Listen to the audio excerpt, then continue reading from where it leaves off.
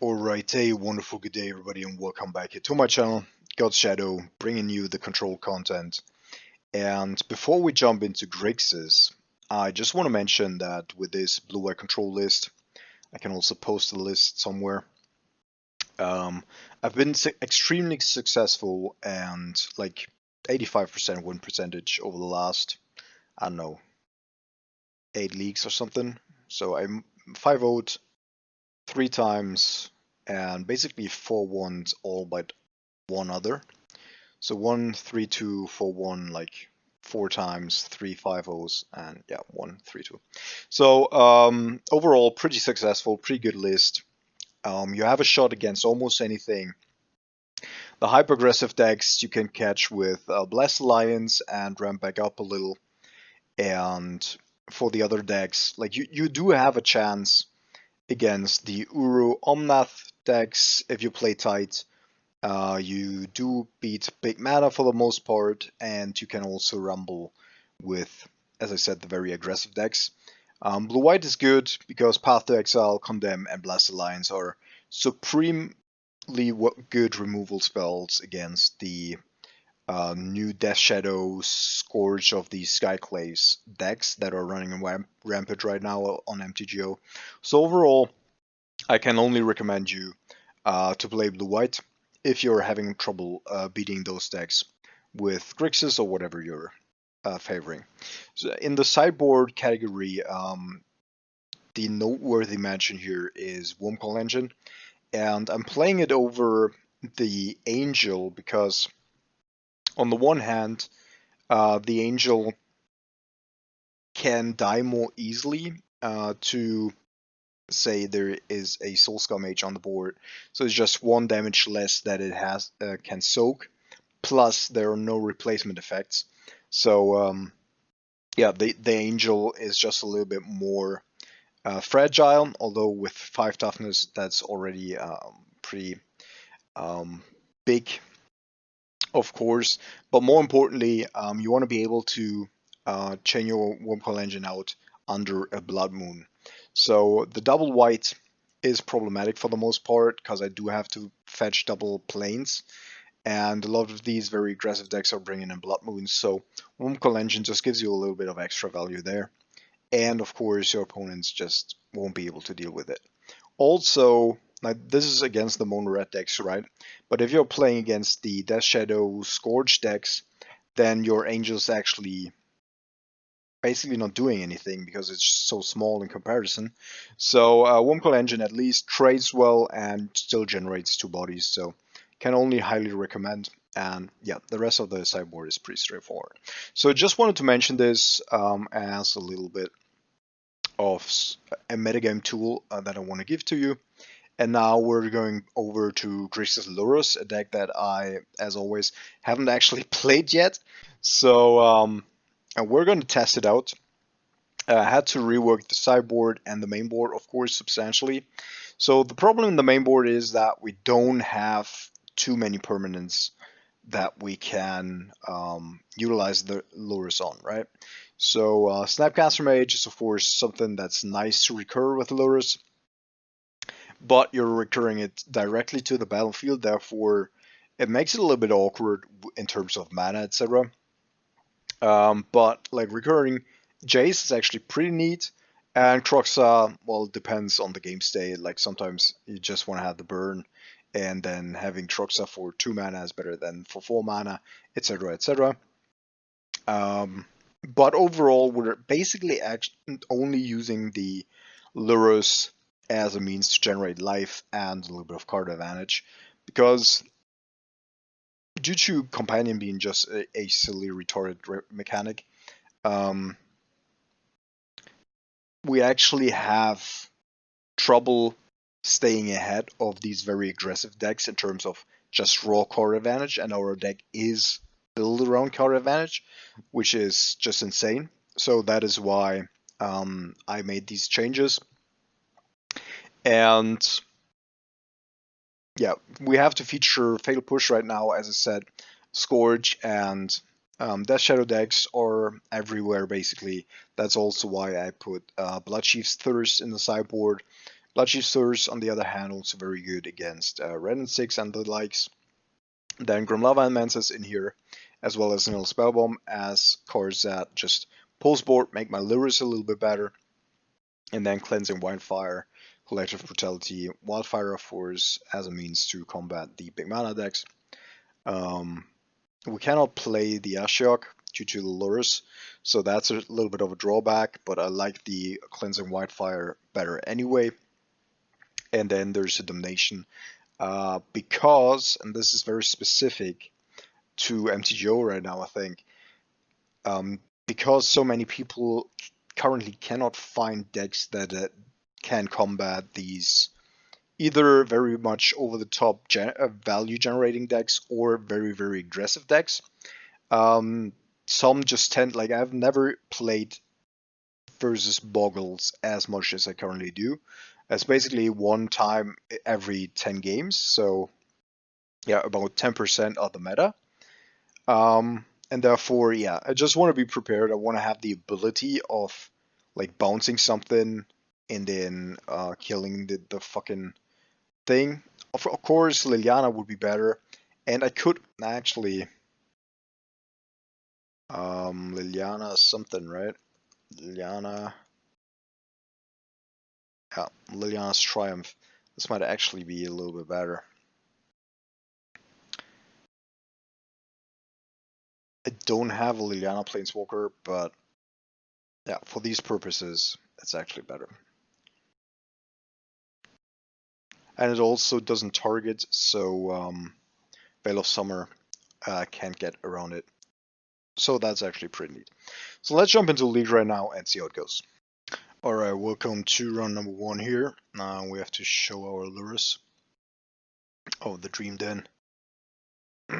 So our opponent will automatically think that they're playing either against a Death Shadow deck or a Burn deck, because there are currently almost no other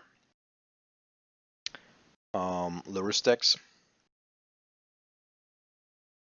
So we have a pretty removal heavy hand here. I hope that doesn't get to bite us. Also, as a side note, I just wanted to put on some music while I was waiting for the opponent here, when I realized that I was in fact streaming this one. Alright, looks like we might be, yeah, we're playing against so I have to remind myself somehow that I do have the Lurus here. Okay, yeah, I'm just gonna do it this way. Because otherwise, like, I will forget about it at some point, I think. So yeah, in a perfect world, I want this to be a black source, so I probably have to go with this defense here and chuck it.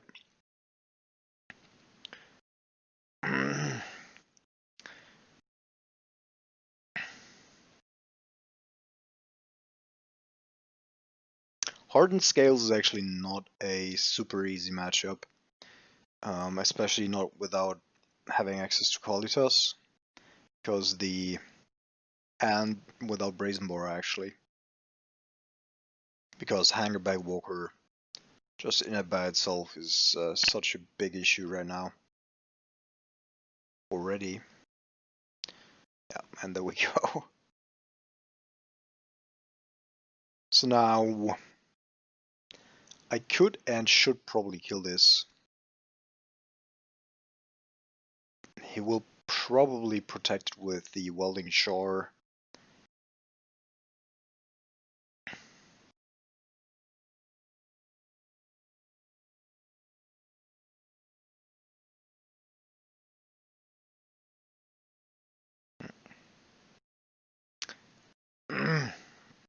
Could have, of course, also waited for the Terminate. But now he does have a permanent in the graveyard. And I assume that he's gonna go... Well, maybe he just keeps it open. That would be a possibility as well. But, like, if he wants to use 2 mana because of the animation module,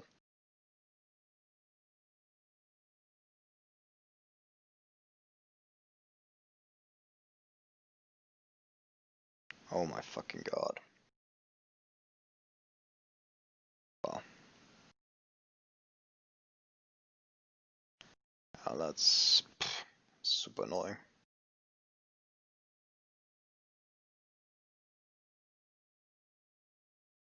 So I'm gonna fake.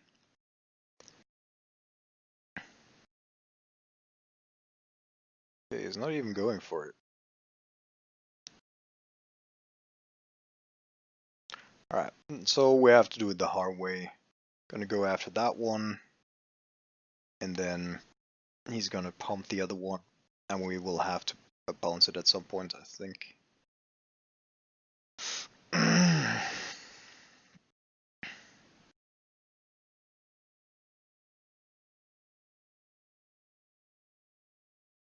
So I could let it resolve. Animation module doesn't do anything here. And he doesn't have the ability to sacrifice it. But we will have to have a clear way of getting rid of it at some point. I have to remind myself of the Loris. So Loris. In regards to the sideboard, we do have a couple of tools, but nothing great for this matchup, to be honest.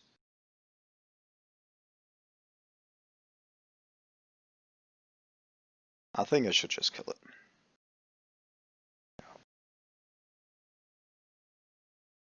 It's not perfect,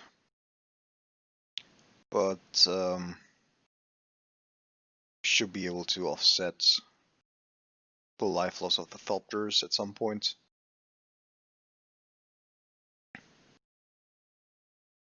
And we can possibly block the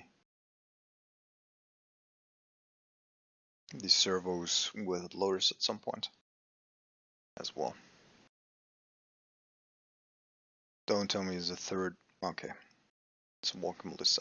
That's not great, but it's also not super bad.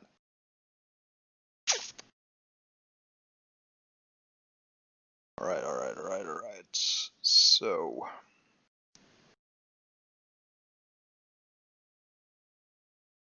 destroy and kill that before any harm befalls us.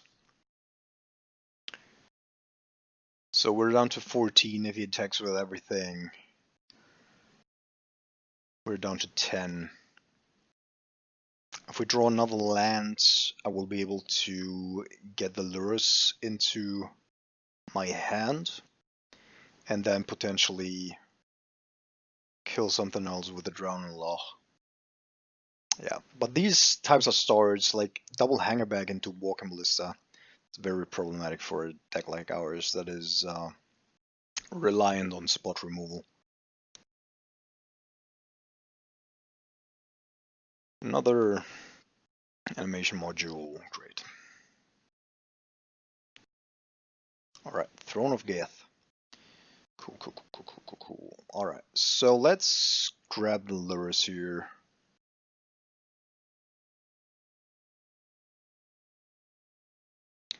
And then next turn we will have it on the battlefield. We won't be able to generate value out of it. Maybe I should just put Mishra's Bulbils in my deck instead of the... well, we shall see.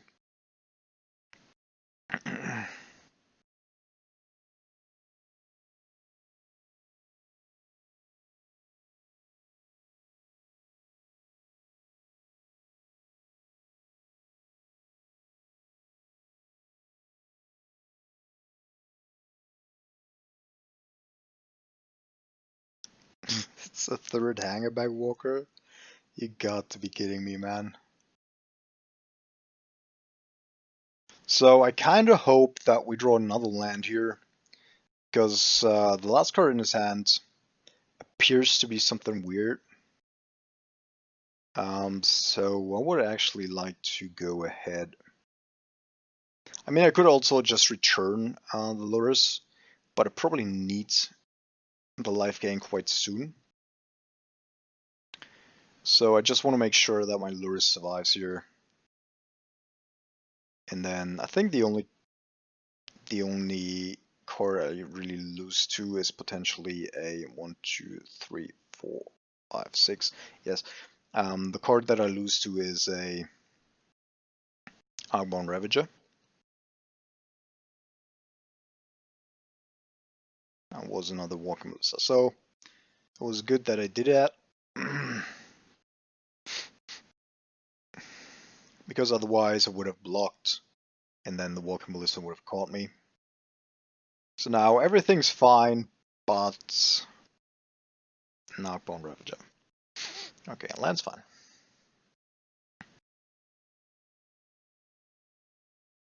So, and this is the main reason I'm playing the Lurrus, right? Just the life gain. But as I said, like, Mishra's Bauble is probably good enough to also warrant being played.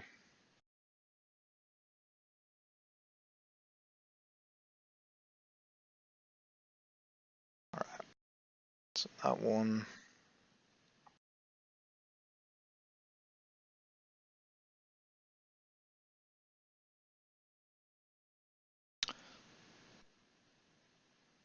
Yeah, I know what he's doing. He's gonna sacrifice it to the throne, yeah. Which is fine, because now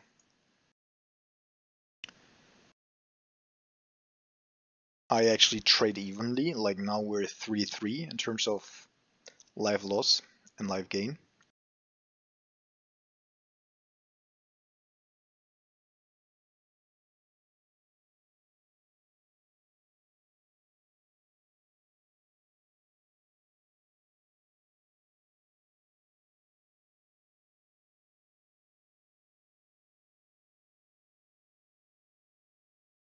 Now if we're just doing this, that's fine with me as well.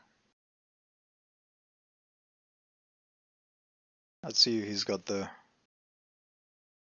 third Walking Melissa in hand as well.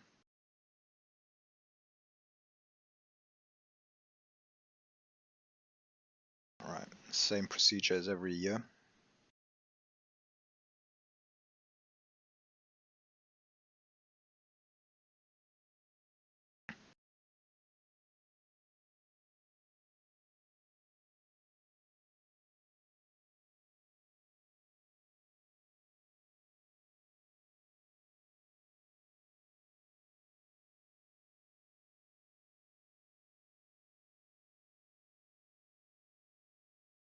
And so I want to say without lures here, we would definitely not even be close to doing anything. So I could overtake one of the Thopters, of course, but I currently don't see a necessity to doing so. We're at 5 life, we have a Lurus, and the longer the game, the better it is for us.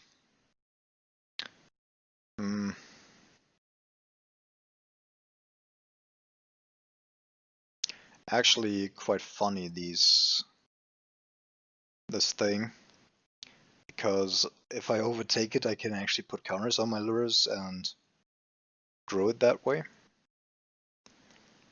I think I'm gonna draw 2 cards here, trying to find a Snapcaster.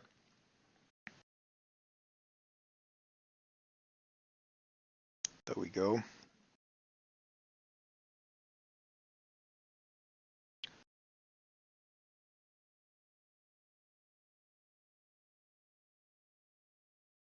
Yep, that's fine.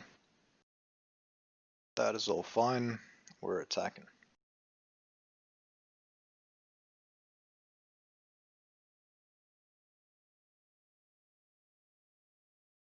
And I don't want to come across like I suddenly like companions just because I play one myself.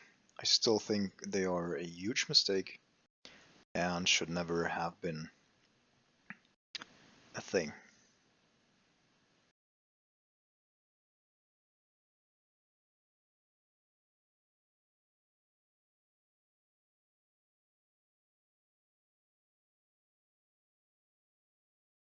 I mean, my opponent's not doing it badly. Like, he's playing well, doing everything he can to stay in the game.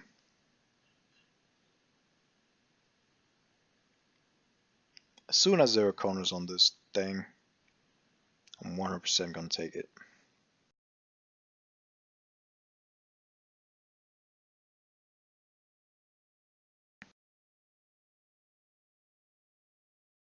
Playing around, say, yeah,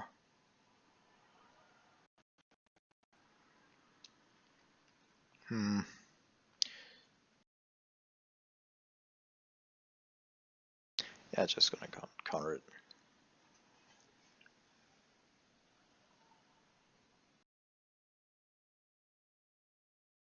And then I'm gonna put it back to the top. Alright, he's conceded. So it's just there as a little bit of a life gain beater, but that's oftentimes good enough. Alright, so Thoughtseize I don't want to have in this matchup. Bloodchief's Thirst is decent, Grimlava Mantis is decent, although I expect a lot of graveyard hate coming in, especially because of Loris. I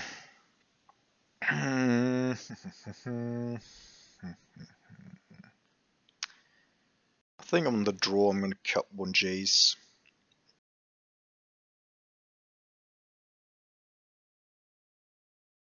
No, I'm not going to cut one Jace.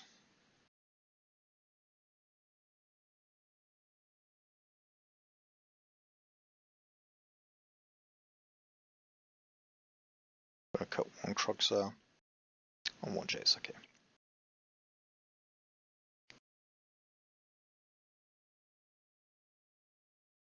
I could also bring in Cleansing Wild Drop Fire and such. And while it does have a certain utility, I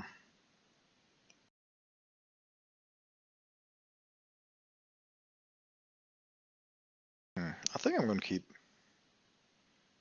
Pretty risky hand, but we do have 2 Serum Visions to set things up. So I think I'm fine.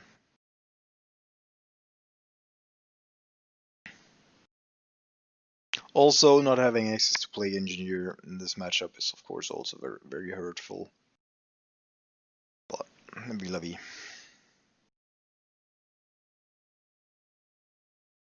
Okay, that's actually pretty good. Fuck off, Loris. I'm gonna start off with a black-blue. On the one hand because of fail push, on the other hand because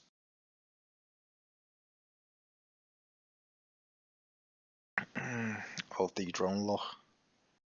Just want to have more options to being able to cast it off of another source that I'm gonna draw. Alright, now Ziloth.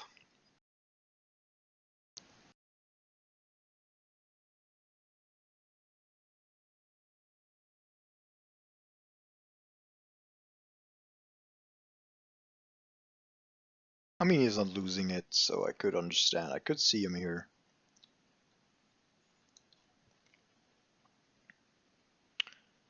Putting it on. So now, I think I'm just gonna go and save a little bit of life. It does have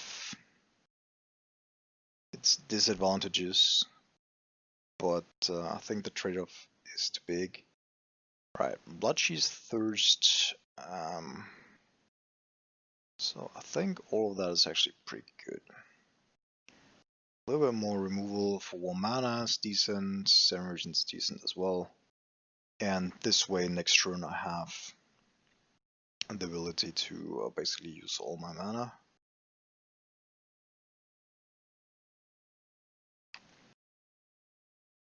I could also go Snap, Lightning Bolt of course if I choose to.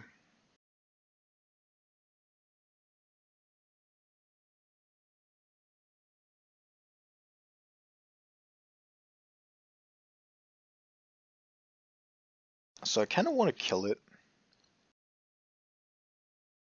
Yeah, I'm just going to kill it.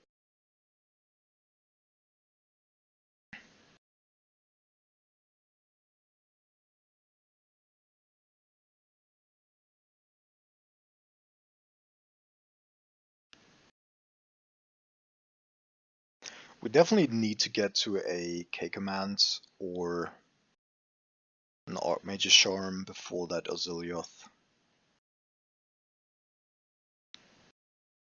Oceloth. Does harm.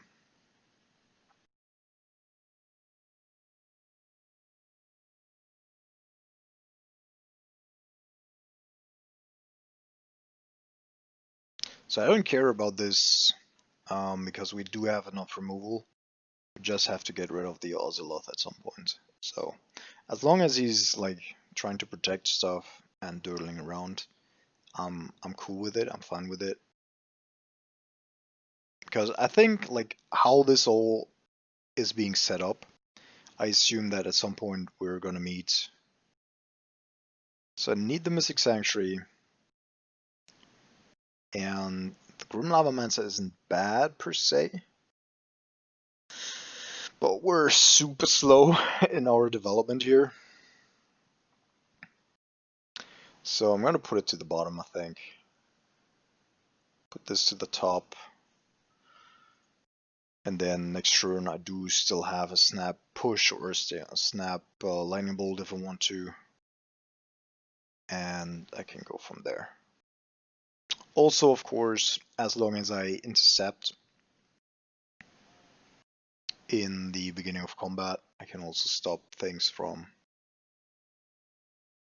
actually hitting the Archbone Worker or whatever card that might be.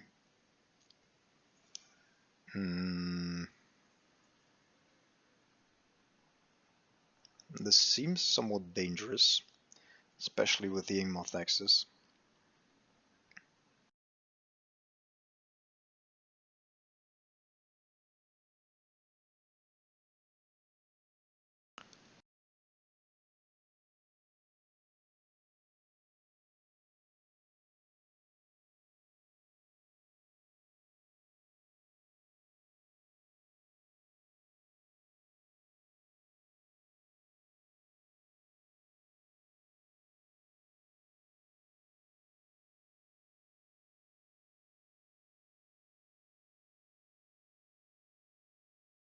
So I'm not sure if I have to go after the Archbone Worker Ravager here.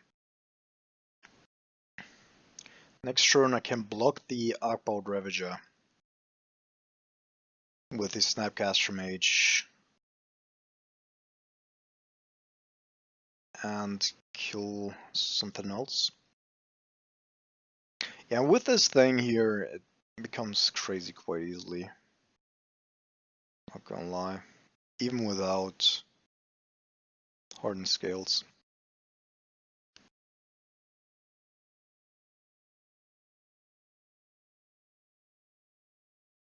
Yeah. So I need to take care of that Ingmoth Nexus. Block the Archbone Worker Ravager. And hope that there is no Walking Ballista. Because if there were to be a Walking Ballista here, even if it was just for one, I would probably be just dead.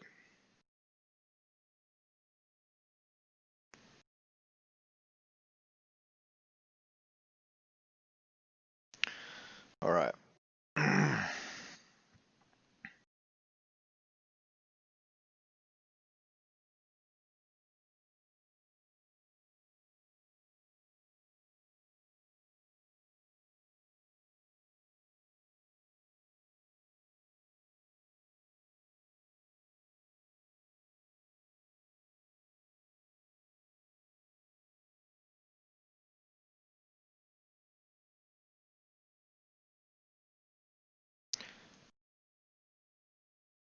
So I'm gonna block just in case there is a Veil of Summer or something.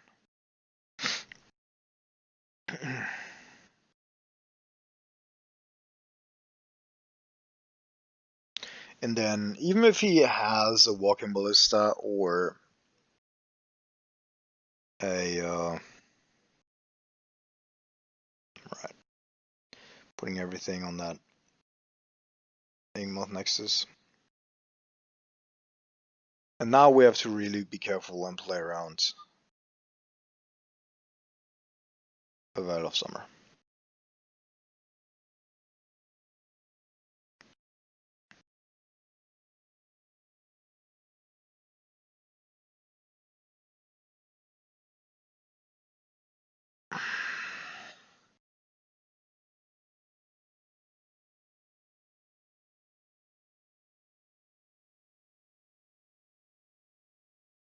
Alright, so this is actually very, very, very problematic.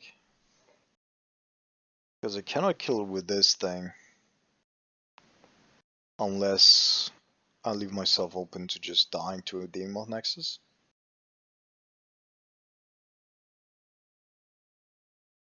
So I think I'm just gonna play the Grixis here.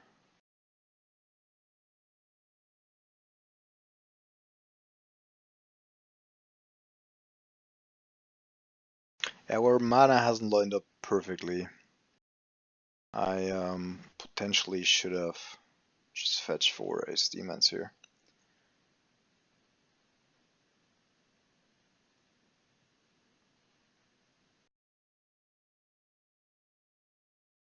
Another Oceloth.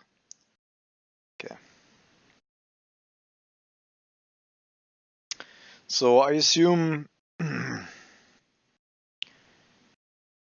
that he's gonna try to attack with the Inkmoth Nexus. If it dies, he's gonna sack it to the scrapyard, blah blah blah, to then get a Walking Ballista. The Walking Ballista at that point, if we let it get into combat again, will have at least 18 counters and therefore will be lethal.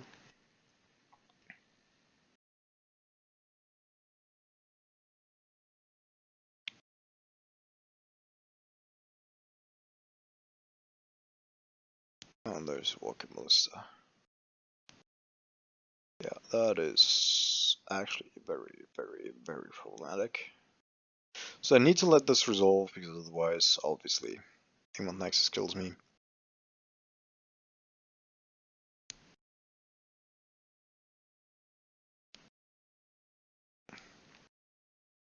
It's gonna put everything on the Walking Ballista. Right. And now this is even more problematic because now I need to draw something off the top.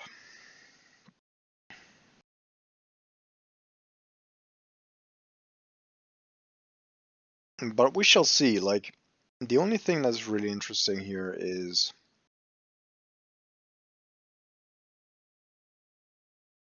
if he utilizes the counters on Walking Ballista or if he doesn't utilize them. So basically need to draw a K command off the top. I guess an island would also do it to a certain degree, but this does not.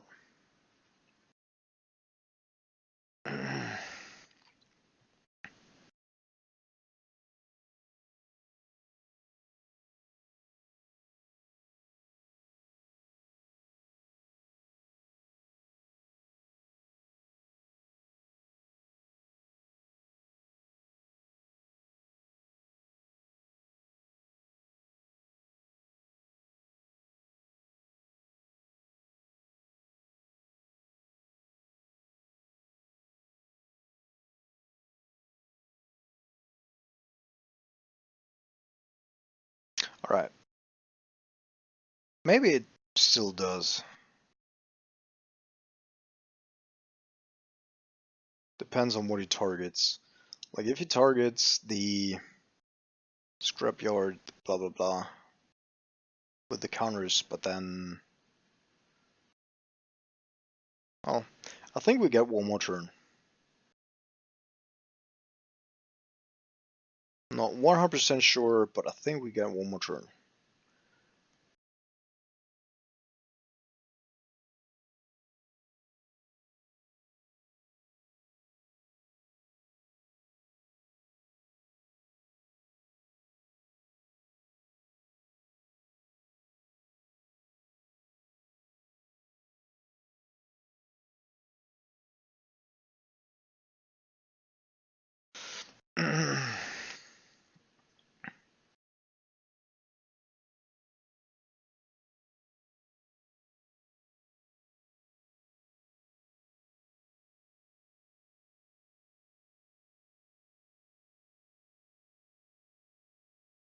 Oh man, that's pretty scrappy, to say the least.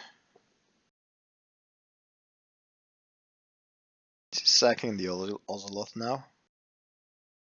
Oh wait, what? It can sack itself? Lol, sacrifice an artifact? That's pretty insane. That I actually did not know. So probably an Onkbone Ravager here.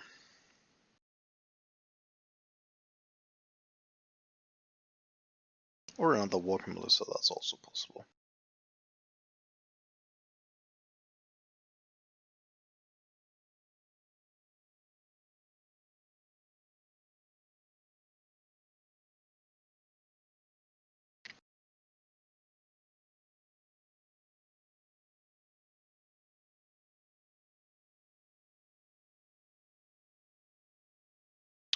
Our opponent plays this extremely slowly. Ooh, a Hangleback Walker. Alright, so we do have the Scalding Tarn.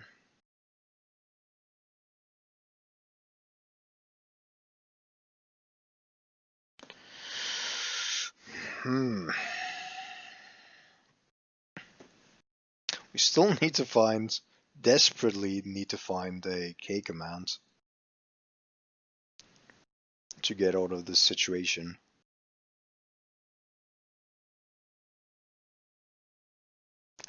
Also, like, it leaves the battlefield, right? It just leaves the battlefield. It's like absolutely insane.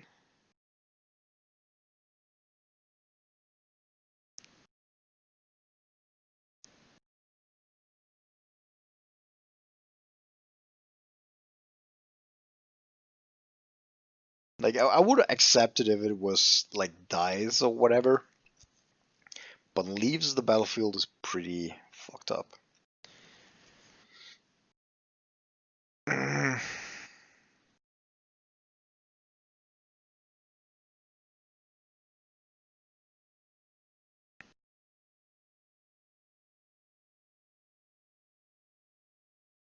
So I'm just making sure that we're not running into,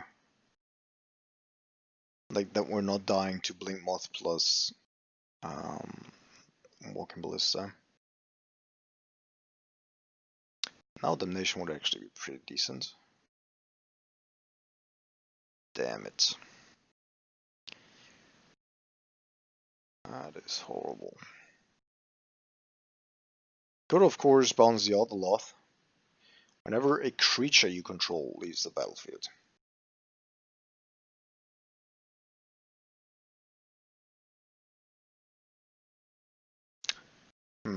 Should I just do that? Try to win that way. Because I currently don't see us winning this. So I think that's what I'm gonna do. If he wants to skip phases here, I'm just gonna bounce the Otherloth and tap everything. Tap all creatures and return target permanent to its owner's hand. No, that. Because I currently don't see us getting out of this situation. Like, we haven't drawn one of the 5 cards that could have dealt with this. Also, what would have been actually more amazing would have been the fact if we had drawn, like, last turn, if we had drawn an Archmage's Charm. Because that's another Hangerback Walker. Oh my fucking god. Alright, let's go Croxa. Whoops. No, it's fine.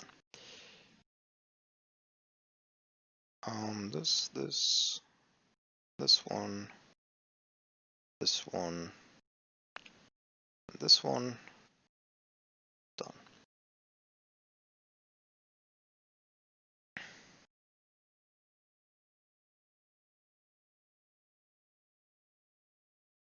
Also, we already naturally drew our Mystic Sanctuary, therefore that is not a thing anymore. But I need to fetch for a Black Source here anyway, I assume.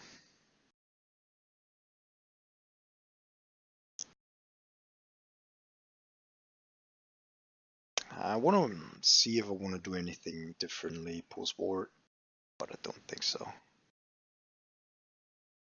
Yeah.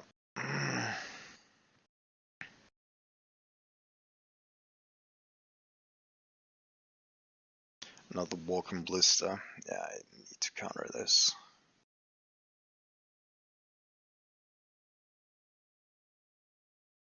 Counter. So now, I don't know how long trucks I can keep the ground steady here. I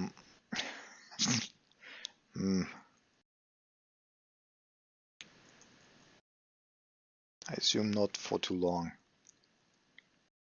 And this is just about like he's trying to accrue enough counters and potentially just needs a sack outlet.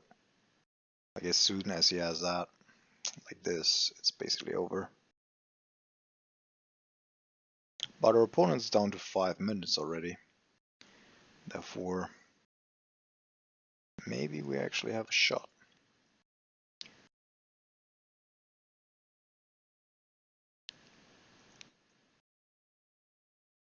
He's gonna go with all the triggers here,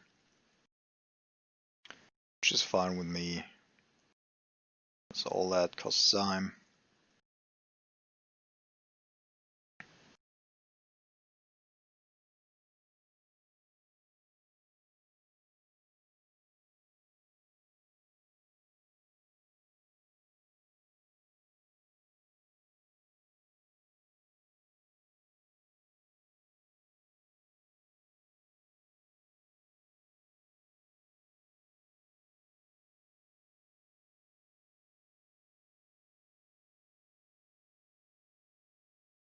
Now he's below 5 minutes. We shall see. We shall see. Every second here is relevant. And no, we've been timed out so many times by our opponents that I definitely do not and will not be a gentleman about it. Okay, so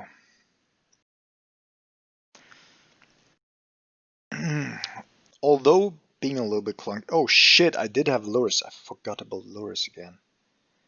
Damn it. Damn it, damn it, damn it, damn it, damn it. So I'm gonna play. I mean, we did have mana problems, but probably like in the last turn or two, I could have gone with Lurus. Anyhow. Yeah, one Crux is definitely enough.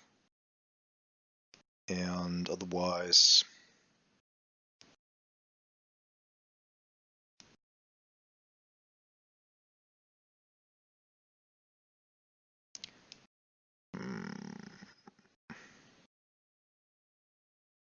one Grim Lavamancer.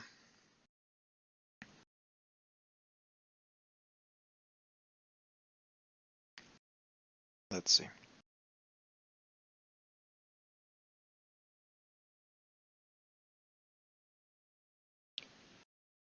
Maybe I should start streaming so that people can remind me of these things. Alright, we're gonna keep. We have a decent hand. Put it out. Okay. So just go with the Creeping Torpid here. Alright, our opponent does have somewhat slow start as well. So this one comes in here. I'm gonna play the Mystic Sanctuary because I don't wanna, like, I wanna use the time, but I don't wanna lower my Lavamancer off the top.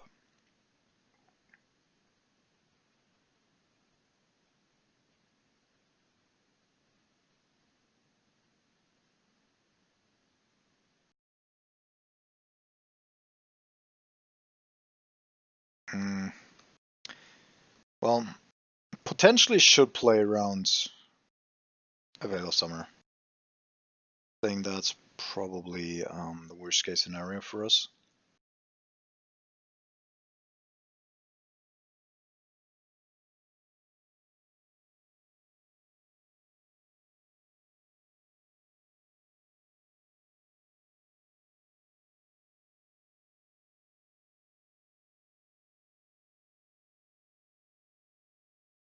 Oh my fucking god. That dude wants to go ballistic. And this is either a hanger back, yeah. Shit. Alright, I need to find a cryptic ASAP. So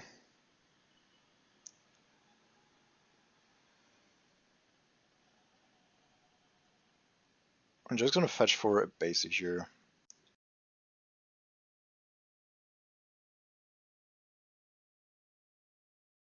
Position's gonna be good at some points, but not yet.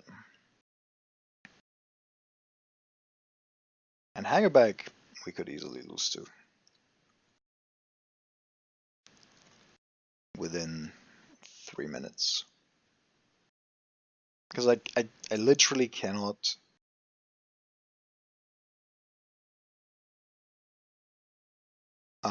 act against it.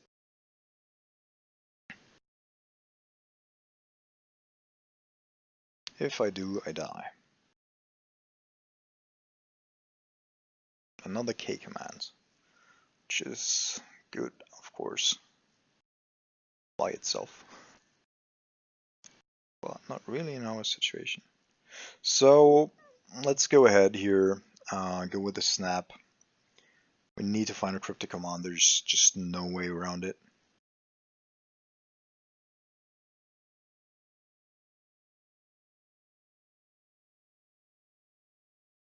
Alright, there's cryptic. So put on top, and do this. And then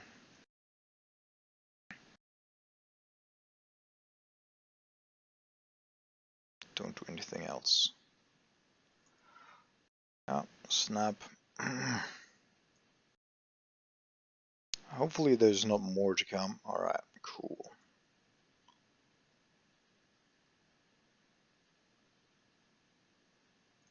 Then we do have a chance here. So the problem is that, no, that's not really a problem. I mean, it is a problem, but not super big.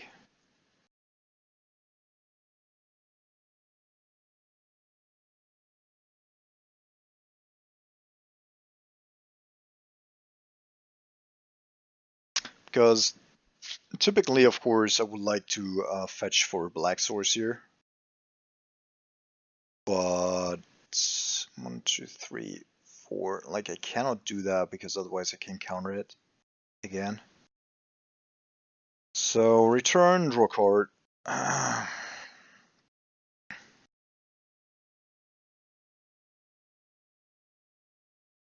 And there's Veil of Summer. Oh my fucking god.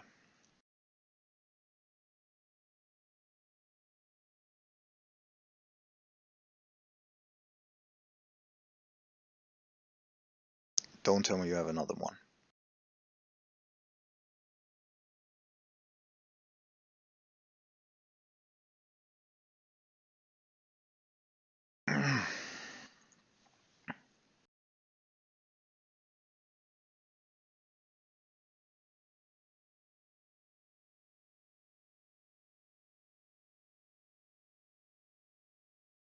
It's not getting any easier to be to completely level with you. It's not getting any easier.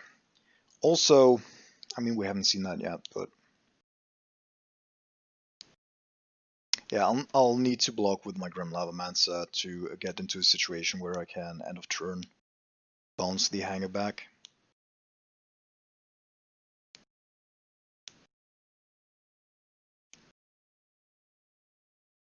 And then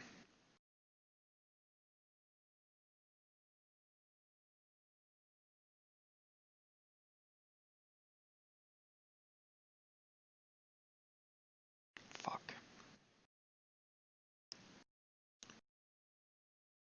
No, I can't let the resolve. That is impossible.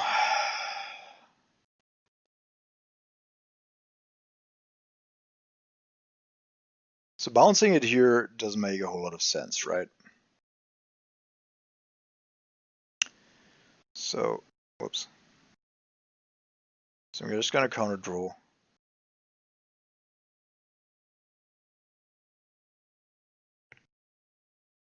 Because he can replay it the same turn for the same amount of mana, so that just doesn't do anything. Agon Ravager was really, really good for him.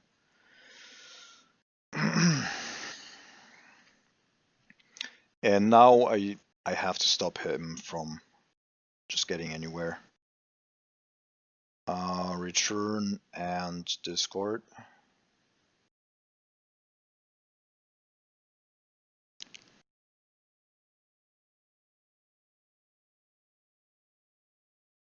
Alright, animation module is good hit.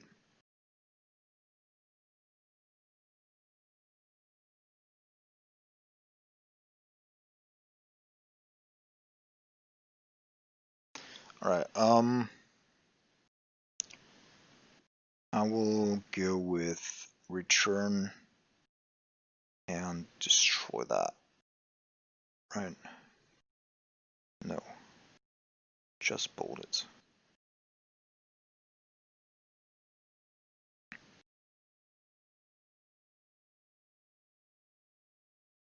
Yeah, that's fine. Now he's got rid of all that stuff. I can block, play the snap.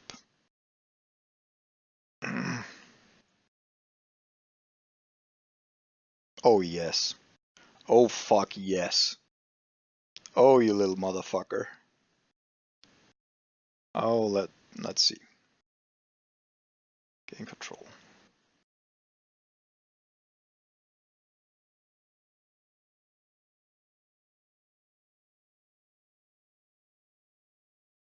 The thing is, I think we cannot let it be destroyed, because otherwise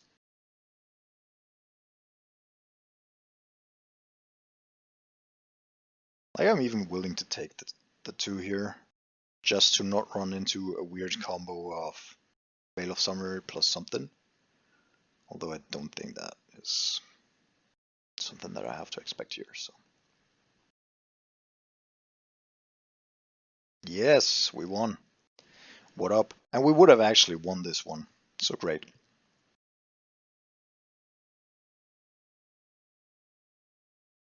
Yeah, definitely won this one.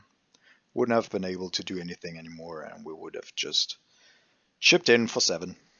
Good games. Welcome to round number 2. We are showing our Luris, and we're also going to keep the hand.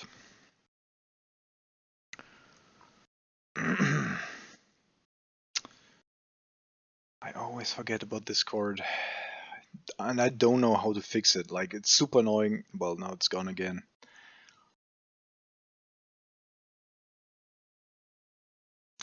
Mindfulness. Put on the bottom, put on the top, so that we potentially also have counter magic.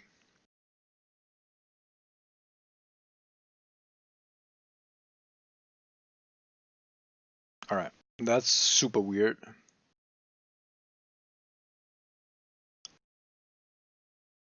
Like, Sacred Foundry tapped. Typically you don't see that from an aggressive deck. I have no clue what's going on. And as long as I don't know, I won't be acting upon the snap. It could just be burn. Weird burn that was expecting us to be more aggressive due to Lurus, maybe? I don't know.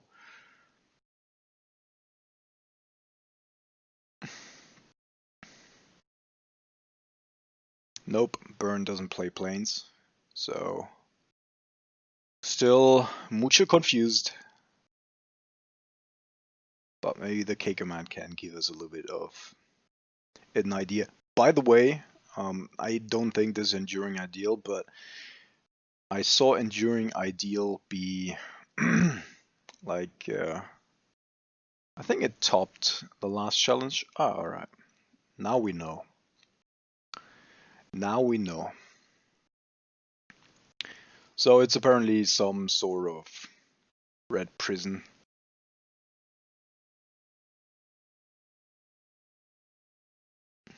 Style deck. Which is, you know, good that we have drawn so many basics here. Despite being a little bit weird on our mana base, yeah, it's definitely Red Prison. Probably playing a couple of goblins. Big fat goblins and ensnaring bridges, which I don't care about. Let's not lie to ourselves here. Our mana isn't perfect for this endeavor. So I could let this resolve, and I think I will. Because I can just double bolt it in case he takes up. On the other hand, though,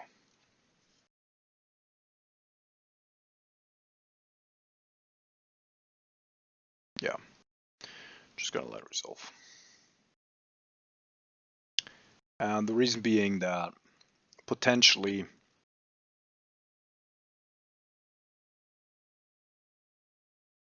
he has more Paretic Rituals there.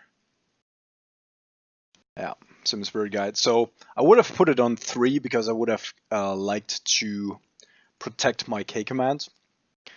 And therefore, like, he spent 4 cards on this whole thing. I don't even know. Like, if I had a different hand here, I would probably not even counter this. I'm just playing around a second Spirit Guide here. Alright, that's good. Otherwise, I would have gone with the Serum Visions here, but the Drone Loch is decent.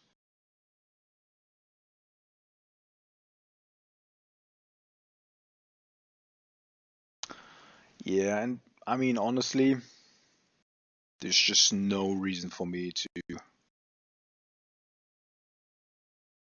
Well, nah, there is. There actually is. And the reason is, of course, our card in our back pocket, Luris.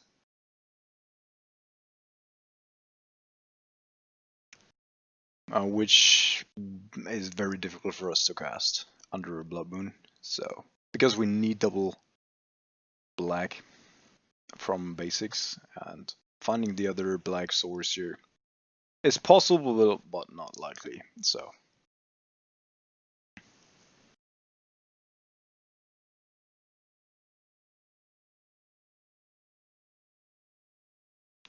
our opponent's thinking about matters.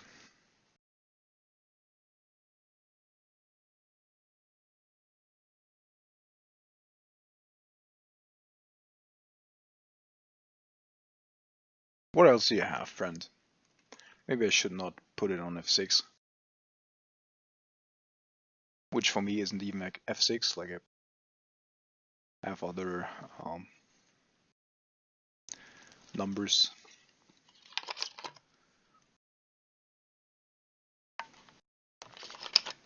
So he was thinking about playing something else there. I think he's also still confused about what we're actually playing.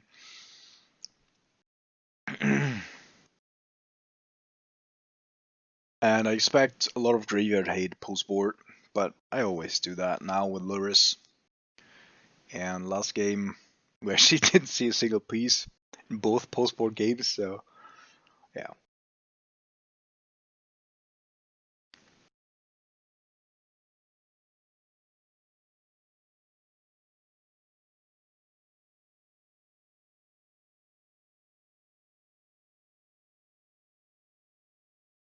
The good thing is I can actually be pretty aggressive on my Snapcaster Mage due to Luris. I don't know what's going on here. My opponent might have Mudlife Crisis in the middle of the game. Or just, oh no! Well, whew. Yeah, well now it doesn't really matter anymore, right?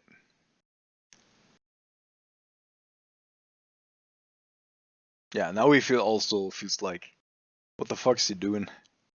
Just drawing all those basic lands? Maybe he thinks we're just playing basics. That would actually be phenomenal. Alright, I'm gonna go with Dronloch here, and just in case that doesn't work out for whatever reason, I still do have the Lightning Bolt backup. Alright, cool. So now I can actually go and potentially also play Luris. He discarded an Anger. I think I don't want to do that. I'm gonna go and pay 3. But I'm not gonna play it out.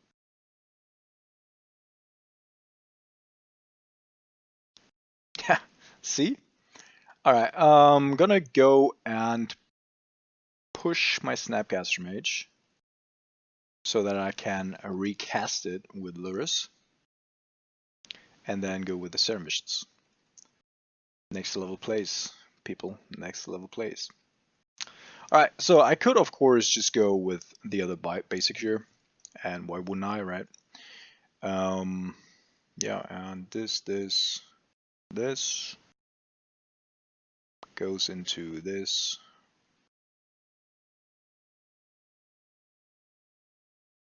Oh, Lightning Helix. Not bad, not bad. But we already have a hit command in our bin. Therefore, oh, perfect. Top, top. And I'm not gonna play the Mystic Sanctuary right now. I want to confuse him in regards to my mana base.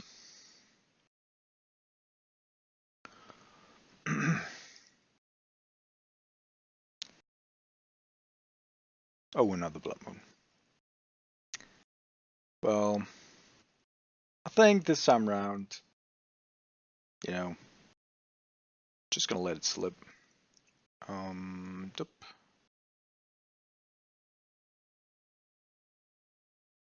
Because I really don't care.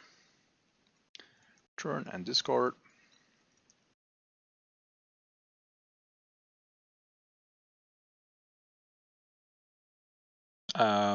What just happened? What? Oh, it was an Emrakul. Lol.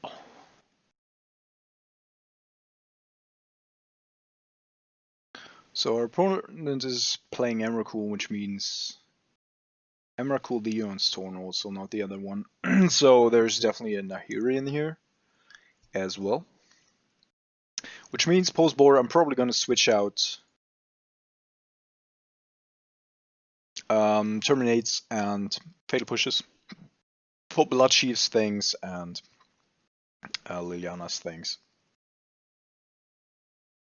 Nope, not gonna show. I want him to cut those Blood Moons desperately. Absolutely desperately. Perfect.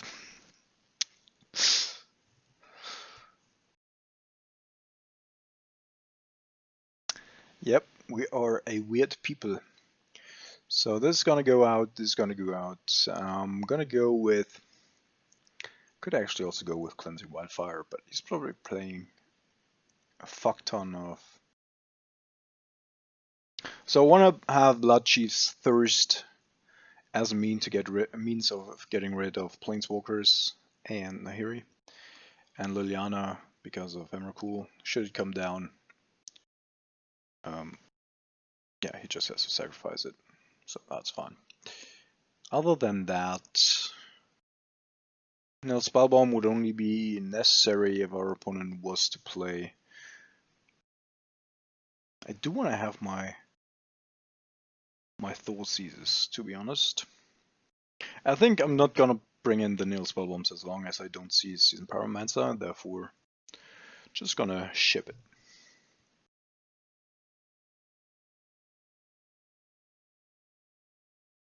Yeah, and as you can see here, like the 3 mana, as I already said in my direct response to the change when they made it, as good as 3 mana itself sounds, it just doesn't change the underlying mechanic and economy of companions. Yeah, you wait a turn more, but like you can, as you saw here, and of course in every other game as well. Also, apparently he didn't take out his Lurrus. Okay.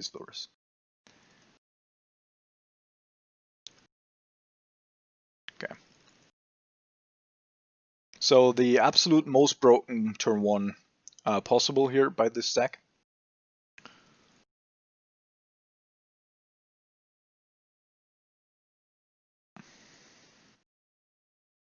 and we're gonna have to wait for a basic island. Well, those two, well, I think one.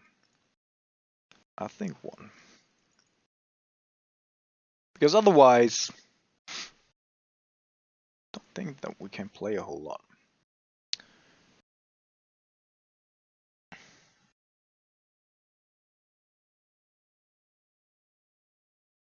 Take zone again. He's just a pro. Let's see what he comes up with.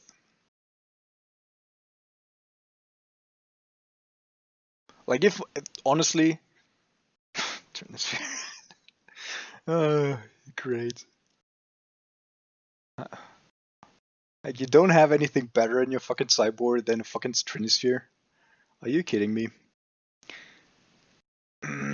Well, maybe he knows my deck, but generally speaking, like if my opponent was to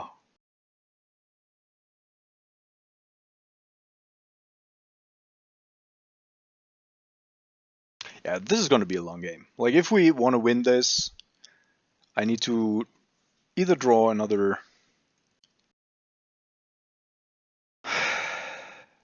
well, a lot. Oh, that's great because now Grixis is actually a mean machine. So that's fine.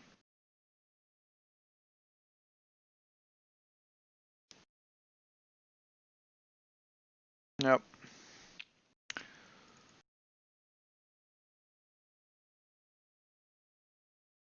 I think with one island we actually already increase our chances of winning dramatically. Dramatically, people. Dramatically.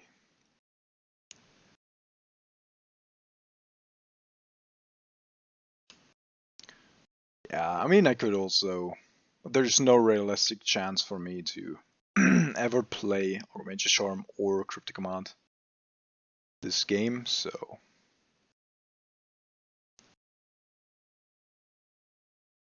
Just gonna get rid of those. The other cards, on the other hand, though...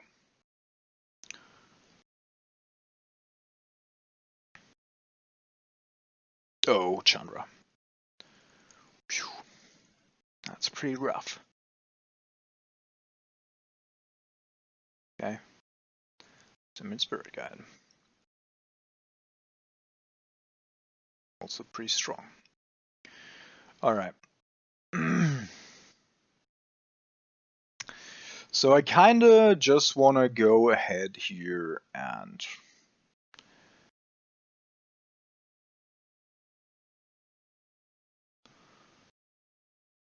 Try that. And this. Oh, I killed the Trinisphere. I was prepared to do everything that it took.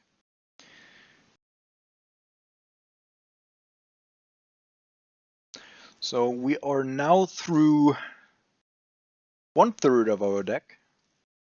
And we have... Oh yes, another Blood Moon. So I would say Grixis is just our best bet. I could take damage here for a bit. Oh, come on. I need Blood Cheese, Thingens, and Grixis. Actually, and Island, of course. Nope.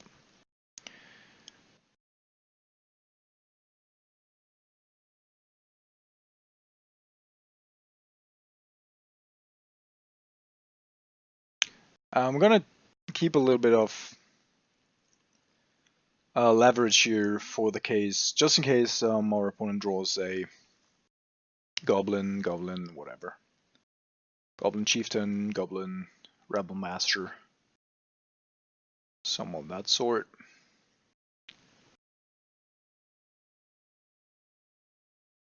That doesn't work out as well as I hoped it to.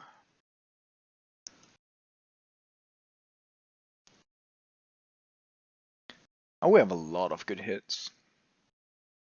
Just a whole bunch. Leon's Triumph is at least one of them. Alright, so I guess Triumph. Oh, wait. I should probably just... Oh my goodness, I have Lurus. Damn it.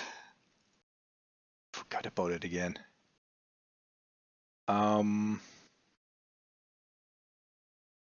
Yeah.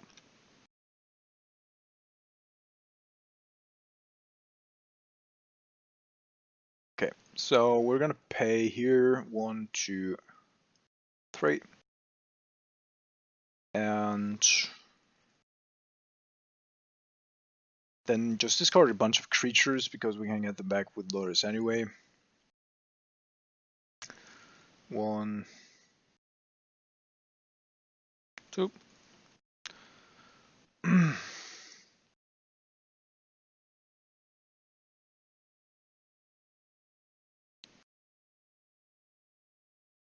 So, I mean, it's obvious that our opponent does have removal, therefore probably won't play the Lurus out anytime soon. Oh, yeah, I of course have to kill that first. Target player. Yeah, target player discards a card, destroy artifacts.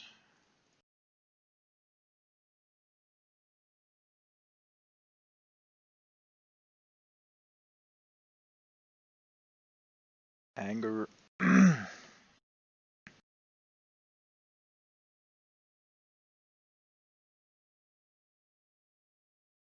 Oh, do we get double bolted? No. Oh my goodness. A braid anger, and the lightning helix. Say goodbye to the lightning helix. And then of course he draws something good. Fuck you. Like honestly, fuck you. And now he's also getting a good hand, which I find even more annoying.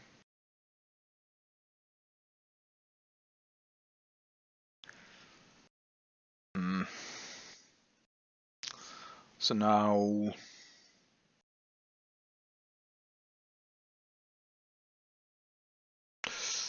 Yeah, so... We definitely need to find either an island or another Liliana's Triumph soon. If not...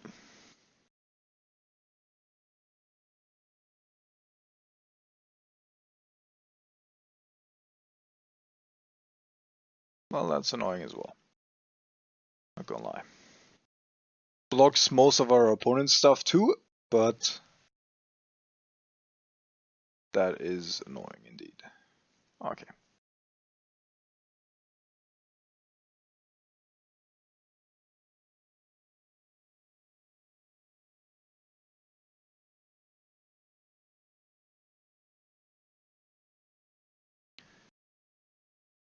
I think it also gets haste, right?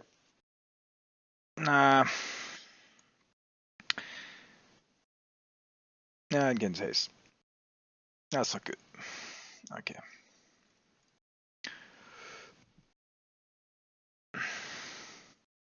So I guess we have 2 more turns to find something, then it's over. And there's not a whole lot that helps us. It's 4 cards.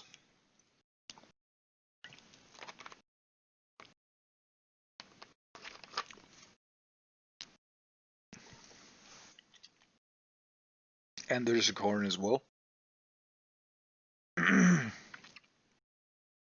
No, actually there's a little more. There's 6 cards because, of course, Blood Cheese, blah blah blah, also does the trick. Liquid metal coating.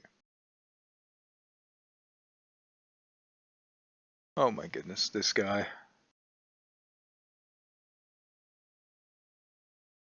The shenanigans in here. Alright, let's concede.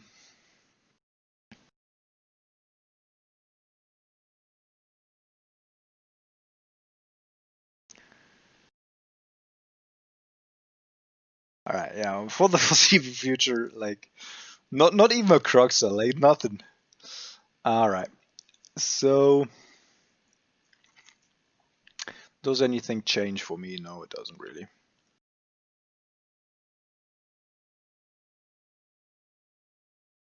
I could go with Cleansing Wildfire or such shenanigans, but I don't think that does anything. At least he hasn't seen Cruxer yet, so should be just banking on those. Alright, we're gonna keep it.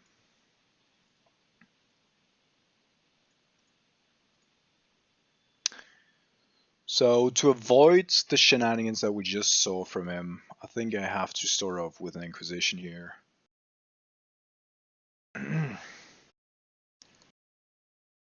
Well, that's not even close to anything, really. Okay, so I think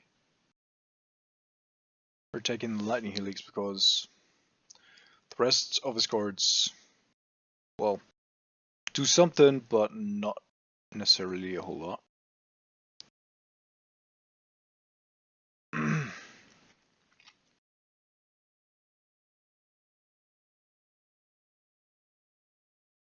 Okay.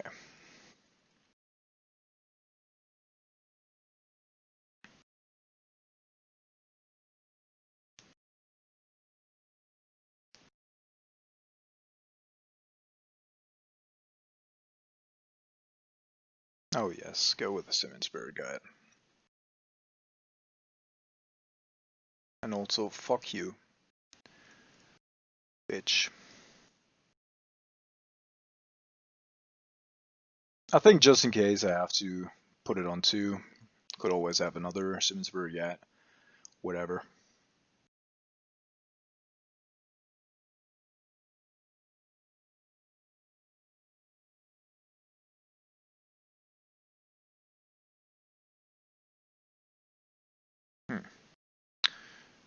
Whoa, that was close. So, I want to 7 visions first.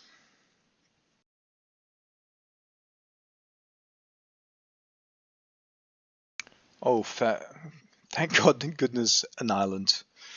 Alright, island's good. And the lightning bolt is okay, I guess.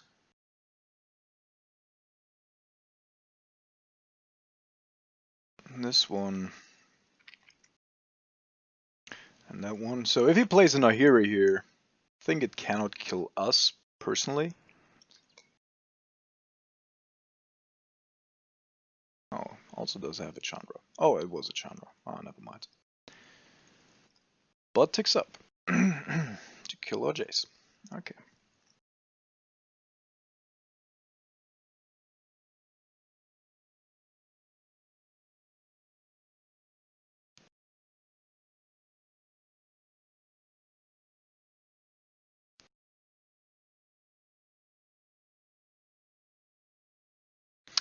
So since you use the Abrade there, I probably have one turn where I can just go play the Snap. Nothing happens to me.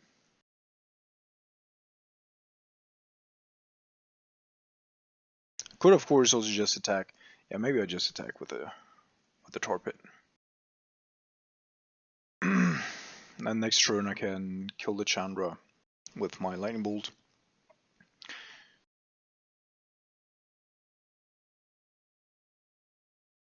And keep up. Oh my fucking god. That is so lucky. That is so lucky. Fuck you.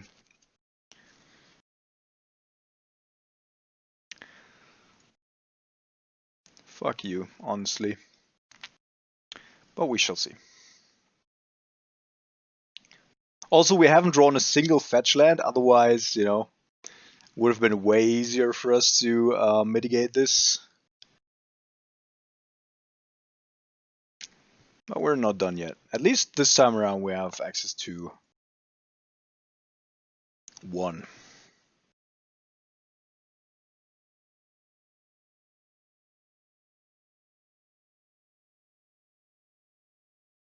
And he doesn't have access to white yet, which is also something to consider.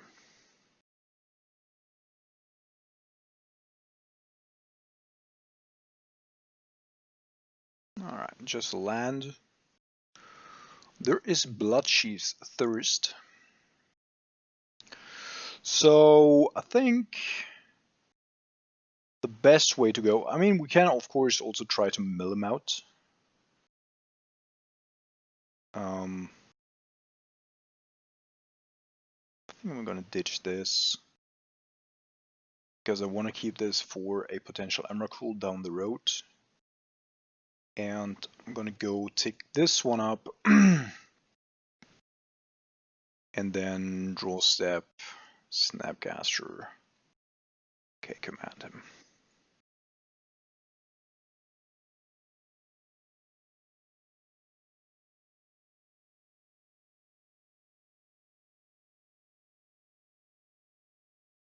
Just a land, which is not good for us.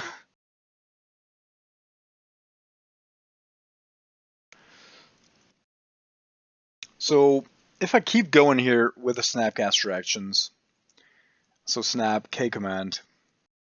I mean, Lurrus we can't play anyway right now, so I think it's still the best course of action. As we have a bowl in our graveyard as well. Almost hit the bowl here, which I don't want to do, of course.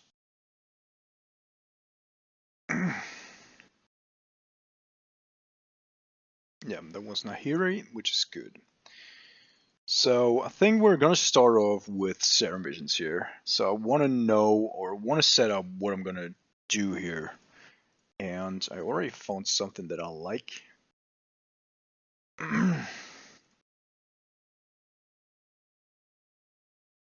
Because this way, I think the only thing that really is threatening to us is in fact a Corn that turn.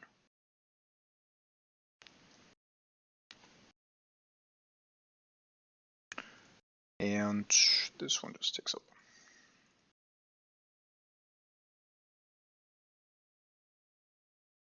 GG's, motherfucker. Welcome to round number 3, and this time it seems to be Lurrus on Lurrus action, and therefore we're gonna keep here on the draw and have a look at what our opponent's gonna bring.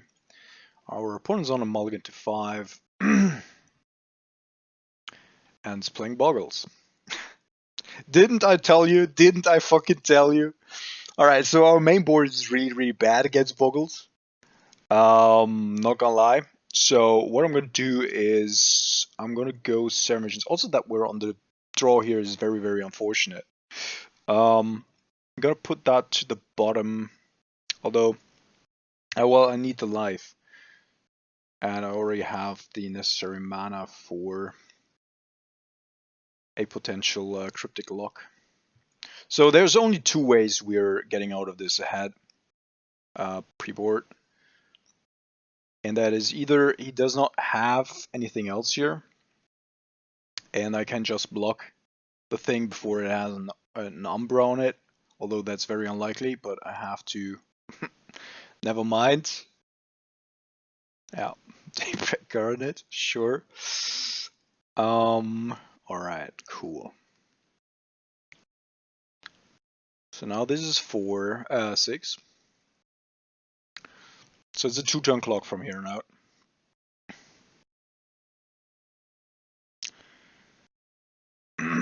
So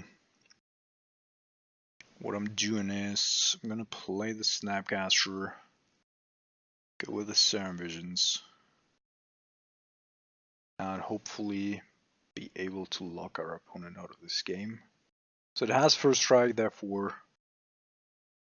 that doesn't do anything as well. Okay, we have 1 cryptic command. That's not enough yet. We need a second one, and then we also need a fetch land or a. Please don't have lethal.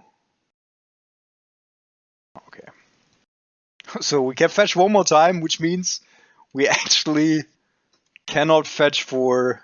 Like, we have to draw the third island naturally in order to be able to fetch for Mystic Sanctuary.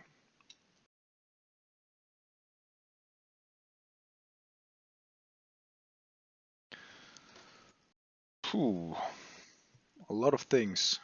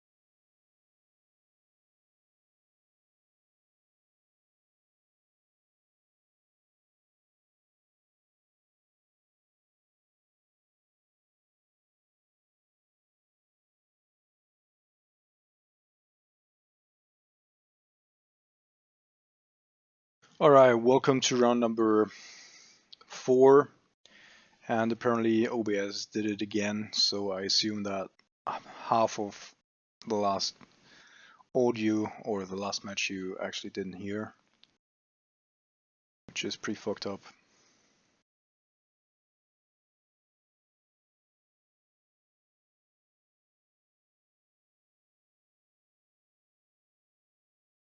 So I probably have to switch away from OBS again. I don't know, like that has never been a problem before and only turned out to be a problem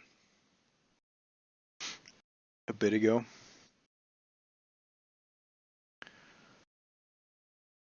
So I'm gonna go with a Block Crypt here because that allows me to play these 3 spells. Croxa is a late game threat anyway, and the Archmage's Charm can come down later as well. So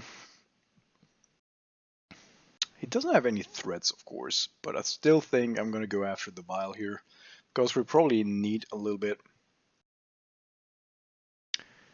some territory.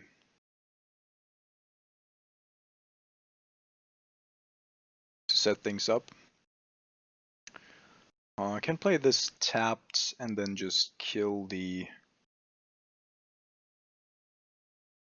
freebooter.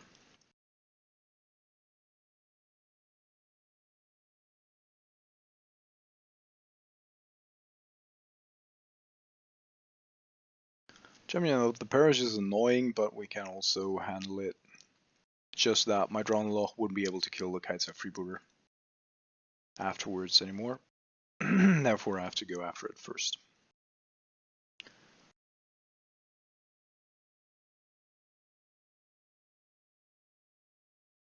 Please tell me that this is all being recorded. Otherwise, it would be very, very annoying. Okay. This gone, this gone, this gone. And the Ancient Zero is probably being played right now. Cavern. Interesting. So only 1 card in hand. And now I'm gonna wait until he attacked. Right, because this way I'm not taking any damage. Otherwise I wouldn't have taken 2. So this is the superior line. Now I think I can go with the Jace. And then next turn I have Lightning Bolt plus Terminate. If I choose to. Unless there's a Reflector Mage or something like that.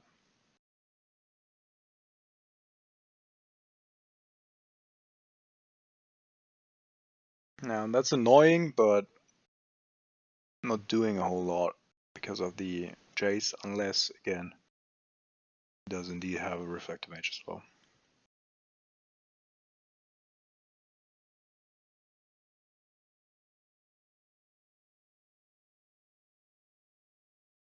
Alright, that means no Reflector Mage.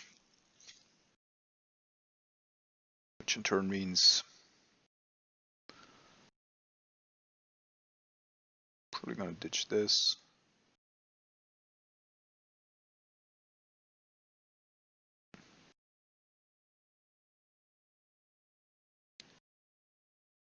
Go with a Drown Loch.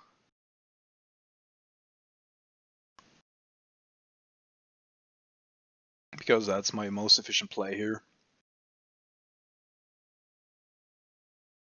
Our opponent has drawn a lot of lands. Oh yeah, we knew about that. Ancient Ziggurat, of course.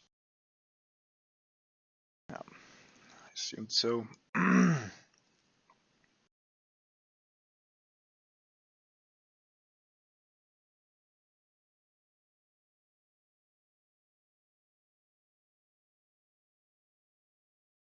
Now it's going to be difficult for my opponent. Next turn we can play the Croxa if we want. Although that would get rid of a couple of our removal spells, which isn't super great, but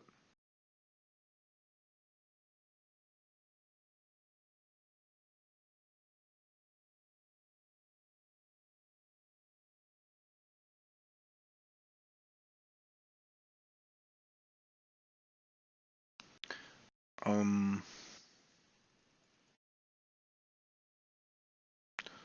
I think I want to get rid of the clunkiness of this cryptic command. Also, it provides me with another card in the bin, plus this polluted delta now, which is pretty nice. So I can actually go.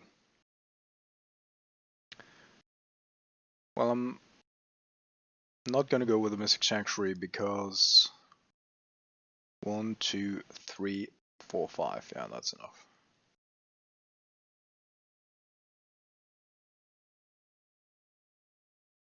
Um,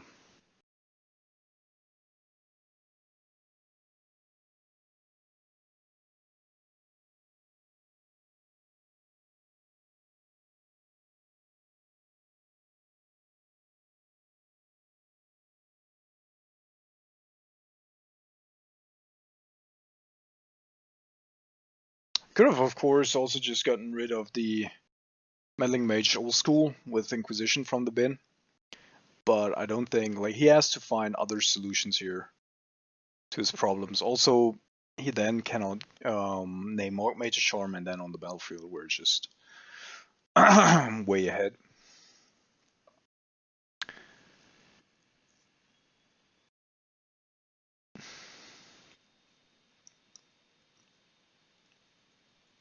Alright, so Croxa is actually not a good card in this matchup, but Grimnomancer is, this is, and this is as well.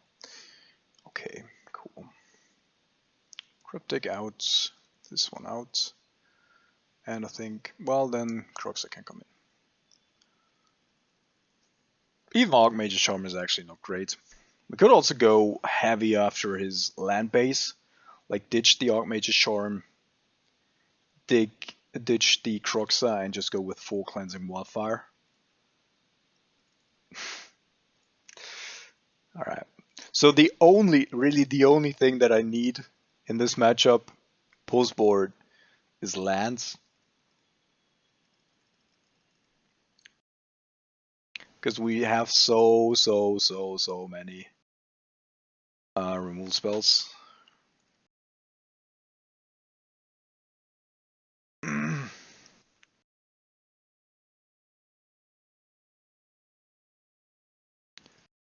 that's a little bit annoying. But he's on a mulligan to 6 as well as, well, we are as well.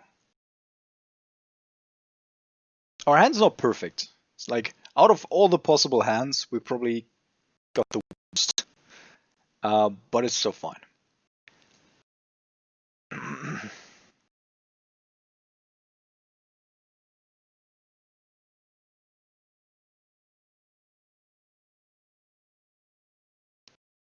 Oh, we're another man, so that's decent. That is decent indeed.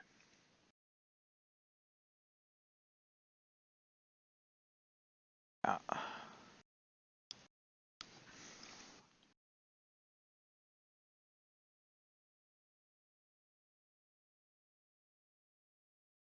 Damn, found the land.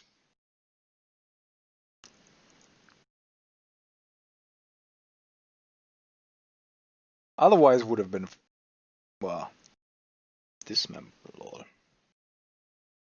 Okay.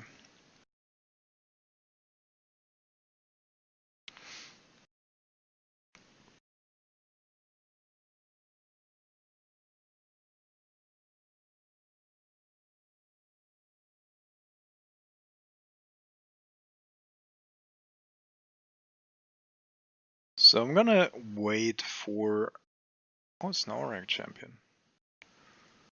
That's interesting. So I guess Lost Card is a 3-mana spell. Has to be. I was just playing around a Thalia and potentially a Meddling Mage here. That's why I let it resolve. But with the Liliana's Triumph here in hand, which we would have needed way more against Bogle's game 3. That's actually fine. Alright. Oh lol. Oh damn. Oh hot damn. A Magus of the Moon.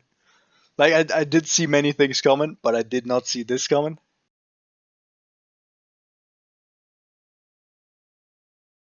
This is interesting. This is interesting. Playing a Magus of the Moon against a deck that's running around with Rune Lavamances and Lightning Bolts. Yeah, I'm gonna do this before he has more options. I mean, it is a human after all.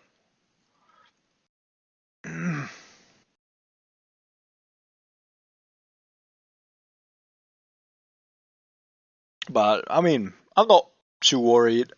We still have like a quadrillion of outs.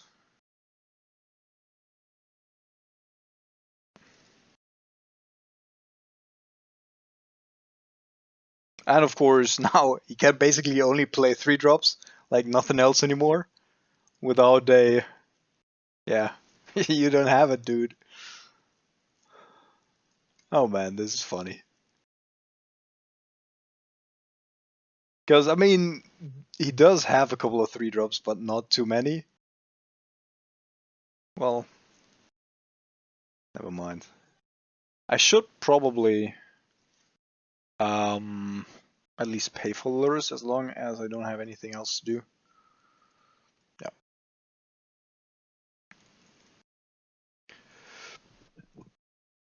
Yeah. So if we, by the time that this is over, haven't drawn a lightning bolt, a bloodshield's ascension, an island, a swamp, or a K command, I'm gonna start like, fuck my life, what is going on? Oh man, this is the most scrappy of losses. An opponent that's locking himself out, and us not able to do anything except for our whole deck, like basically running on black and red. All right, last try here. Oh fuck my life. Oh my fucking goodness.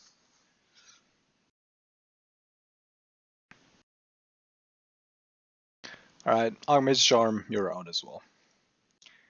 I don't give a fuck anymore. Archmage Charm out. Cleansing Wildfire. Dude, I can hate on you as well, you motherfucker.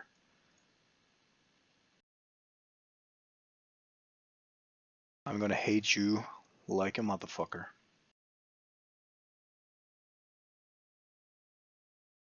Let's see who's going after whose lands here.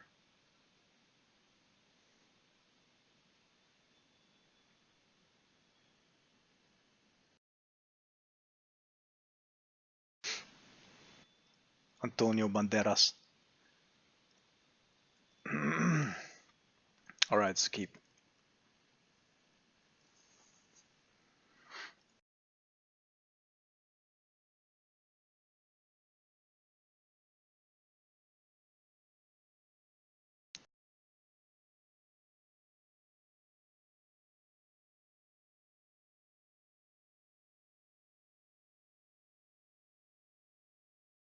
Fuck you.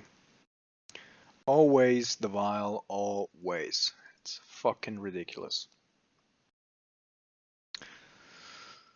Alright. So settle in. It's gonna be toughy.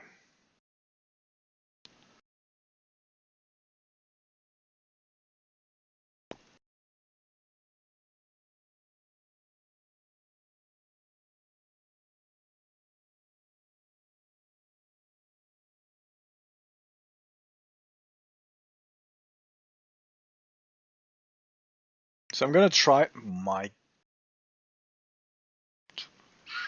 fuck this shit.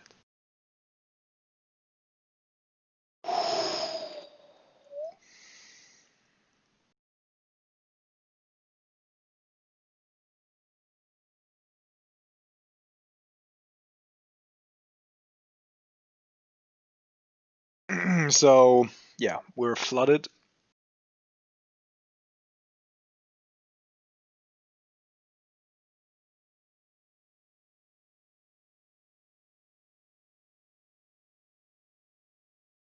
See if our opponent Magus is us again.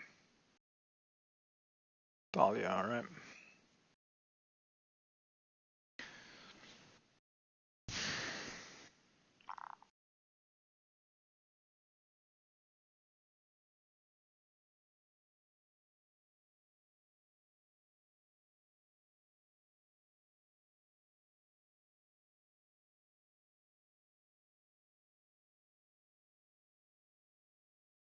So we could always be running into a meddling mage here.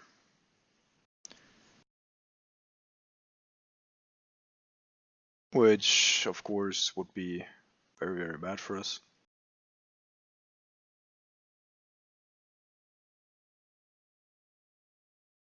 Interesting.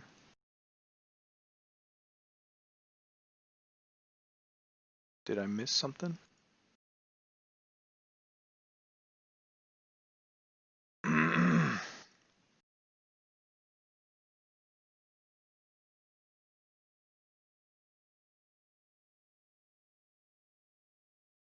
Okay, lots of vials for opponents. Slot. Oh my fucking god, we would have drawn 2 more lands? Fuck you. So I assume that the Inquisition is not going to be worth anything here, but I'm still going to do it just to see, or have him play whatever.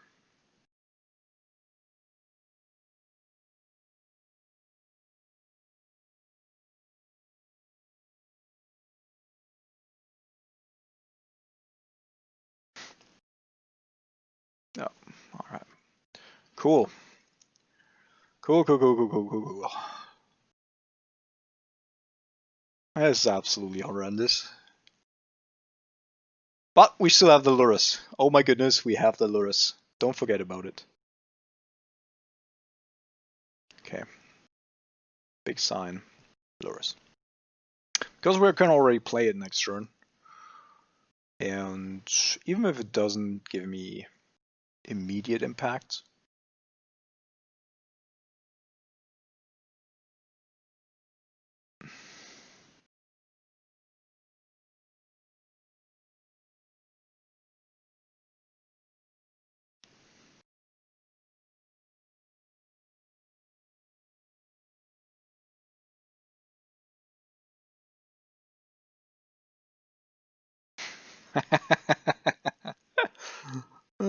Okay.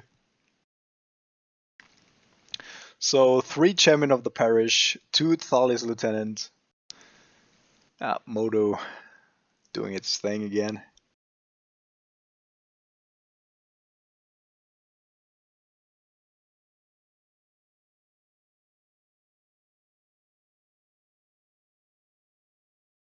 He cannot really attack because of the Lurus, which is really annoying to him. Yep, this way. It's fine.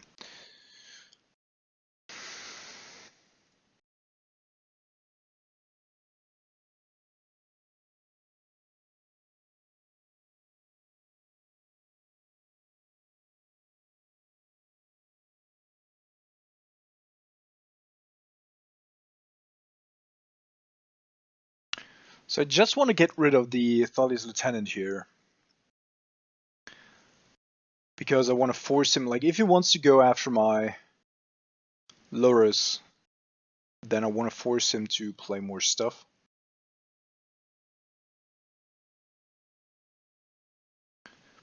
And if not, then I'm just randomly attacking.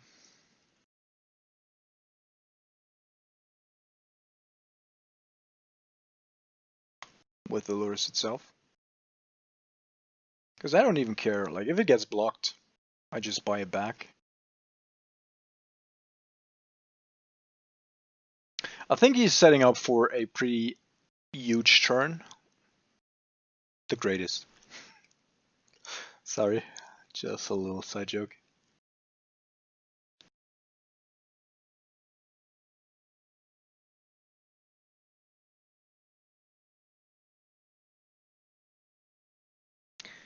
Alright, so I think now is my time. Target player discards a card and this one.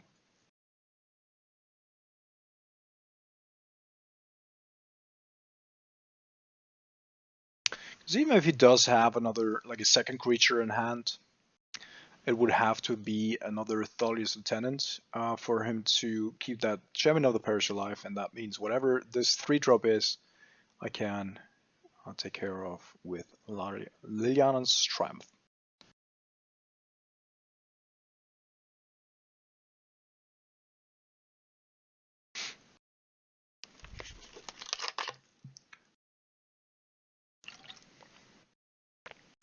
Meddling Mage is pretty good.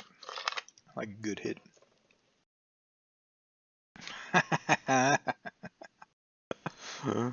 Oh my goodness.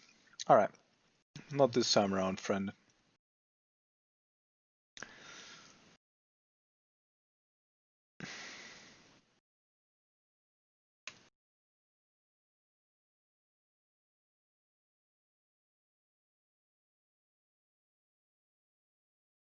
I think he just conceded. Alright, GG's. Alright, welcome to our last round for today. And I think I'm gonna keep. I think I even know that person. But anyhow, we're gonna go with the Serum Visions. Mystic Sanctuary means there's gonna be a lot of islands. So probably a control shell of which flavor ever. Could of course be just Lurrus. Lurrus. I think I want both of these. Like I can ditch the Croxa with the Jace. I don't know yet if it's gonna be a control mirror here, but I'm the beatdown. What do I want to do? I think I'm gonna put it to the bottom first and grab a couple of lands.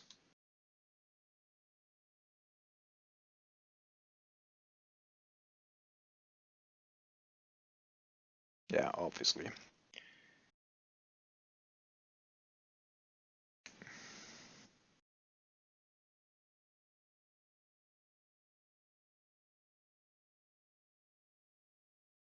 So it's not unlikely that next turn we're actually running into an Omnath. But I think it's the only window I have here to get my Jace out. Because after the second turn I probably have to keep up counter magic.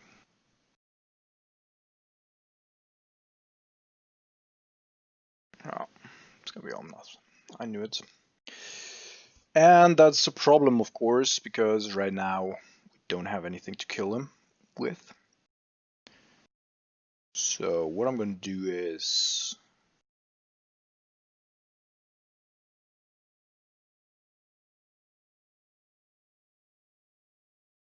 I'm going to fetch for a Steam Vent.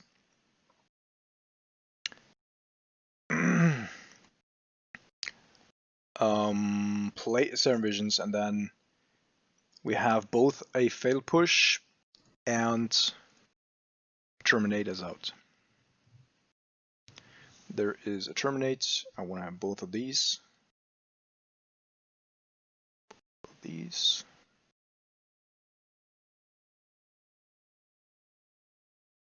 So it's possible, of course, that my opponent just has Force of Negation as backup.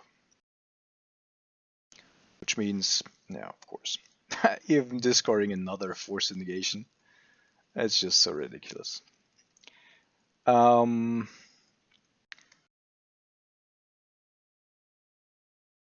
so each opponent and each planeswalker I don't know control. So it doesn't kill my creature, my Jace, as long as it's a creature, which is okay.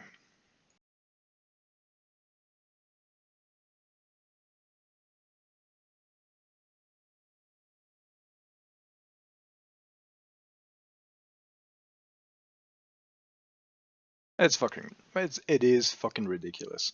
Like both Uru and Omnath. But I'm not gonna complain about WotC anymore because There's just no use in doing so. WotC is just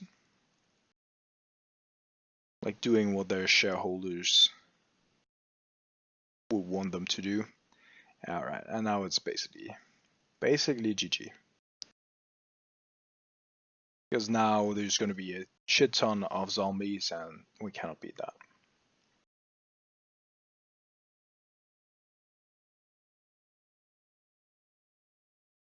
So, a couple of things that we just cannot play in this matchup. Lightning Bolt. Bloodshe's Thirst is probably a little bit too much. Cleansing Wildfire. That's coming in. And so probably wanna, I mean, yeah. If there are zombies on the battlefield, we're not winning anyway, and therefore just going with that. Okay, and then we're gonna cut this again because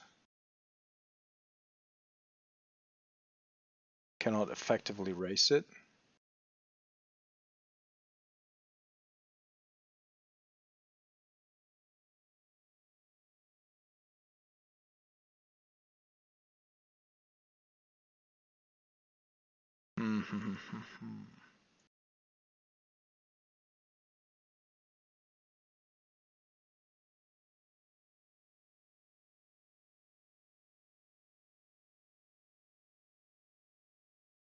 I think I'm gonna cut the color guns command here for the most part. It doesn't do a whole lot.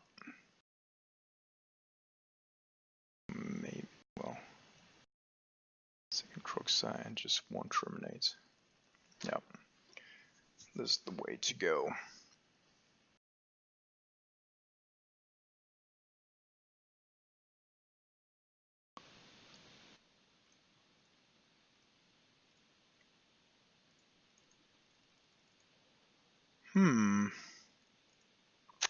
Yeah, I think I'm gonna keep.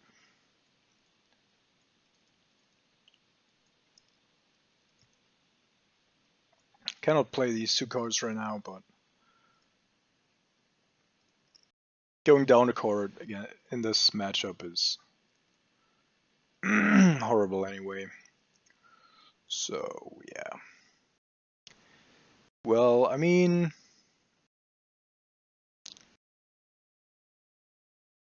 if I do not take Growth Spiral,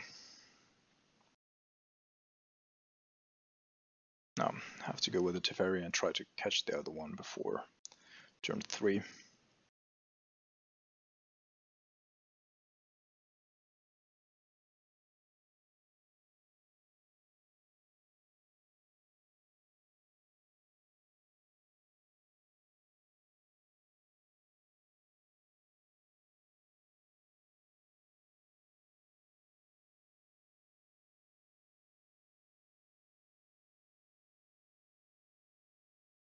So any counter spell is good here for us.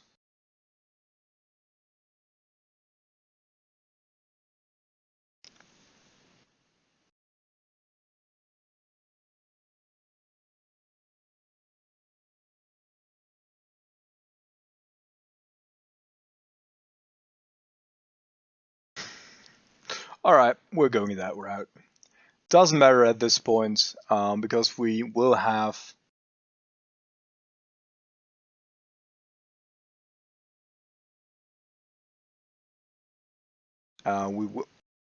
what? No! Oh my fucking god. Oh my god.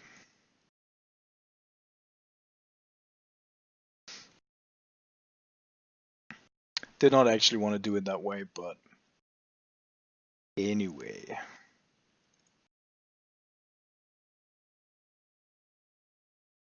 Perfect. There's Field of the shit. Okay. So I assume that the shithead is gonna balance us.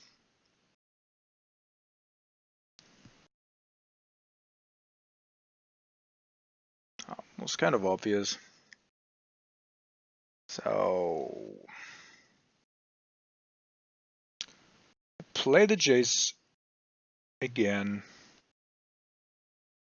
and then get rid of the Field of the Dead. I know it comes in tapped anyway, therefore it doesn't really matter. You cannot use the other thing in this situation.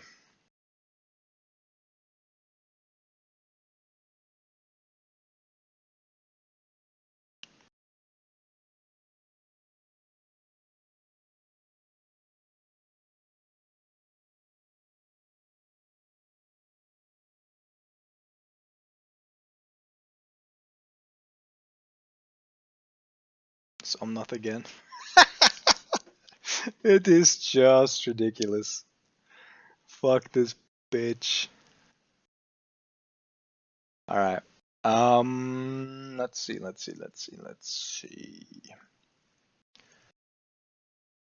do this.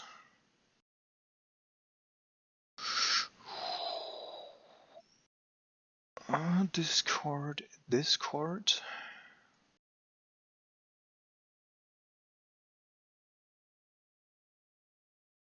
Oh, another one. Problem is,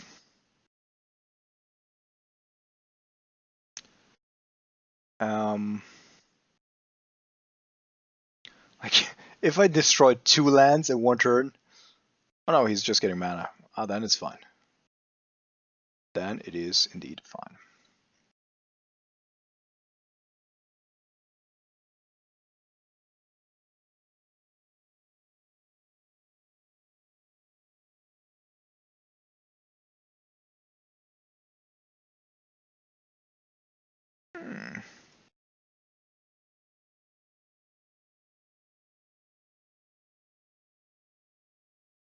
Can you do anything without mana? No, I don't think so.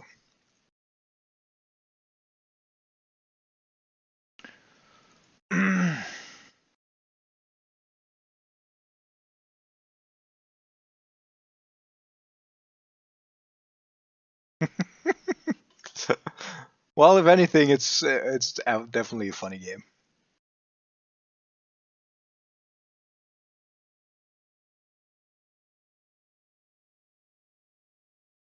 Maybe I should have gone after the Field of Ruin because that gives him an additional trigger, but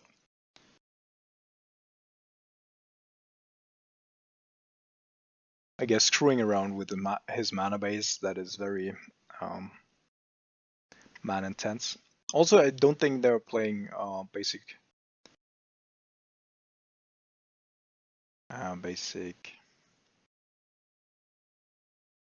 mountains, therefore.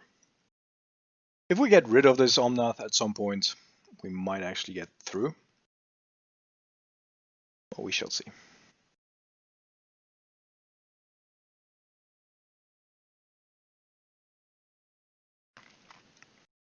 Also, I think my next video is going to be no gameplay, but a list of the top 5 or 10 decks I despise the most.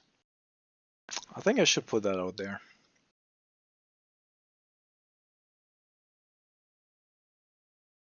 This one definitely makes the shell. The list. Really playing all the retarded cards. Alright, you got it. What can you do with it? A growth spotter. But no land. Interesting. Probably means... Well, then I'm actually gonna stop you right there. Because then I want to go... Yeah, my Jace dies. Oh, I'm taking damage as well. Cool. Alright, that's an Uru. Yeah, the other Omnath is not going to be a thing for the most part, I think. And Uru, yeah, well, if he wants to play it, that's fine. But he also...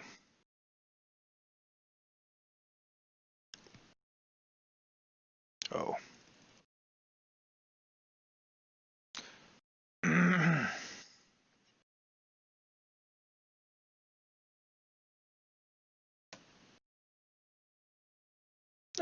Seems like a totally fine standard card. It's cool. It's cool. At some point, WotC really lost the ability to design cards that are. Oh, yeah, that's.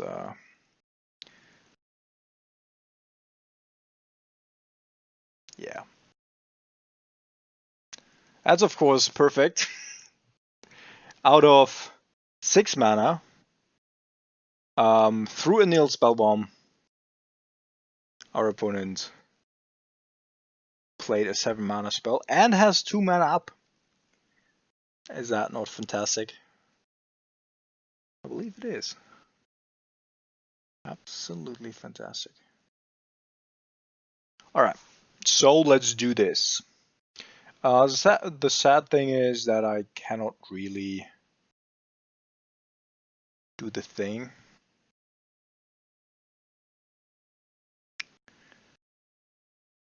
So I can go after the breeding pool here with the cleansing wildfire, which means at that point he won't be able to remand my terminate.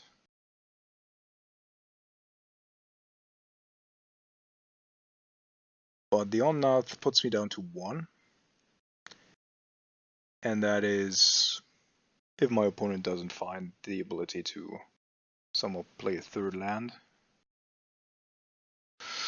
Alright, let's do it.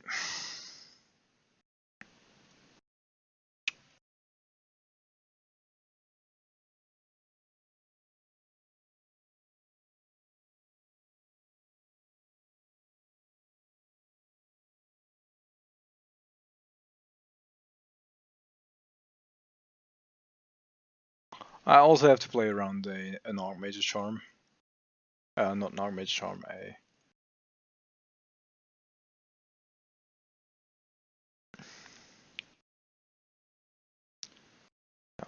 Okay.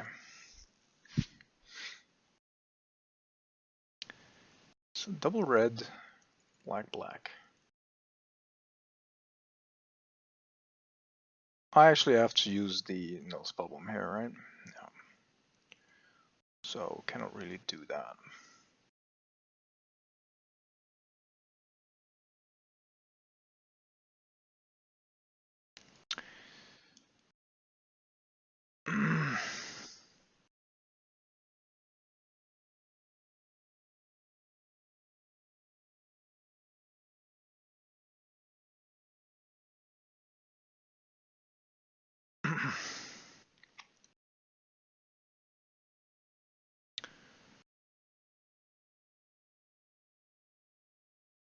Thank goodness it's 0.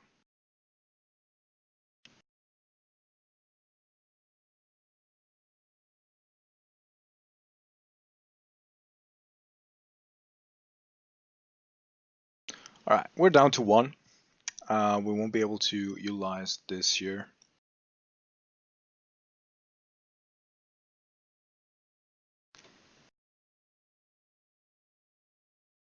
Vendilion Click.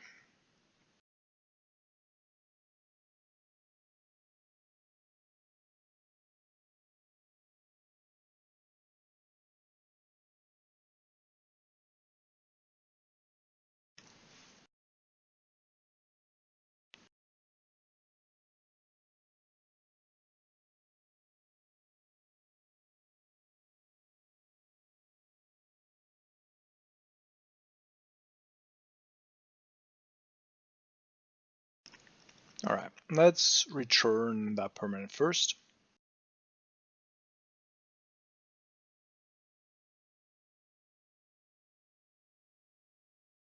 Draw a card.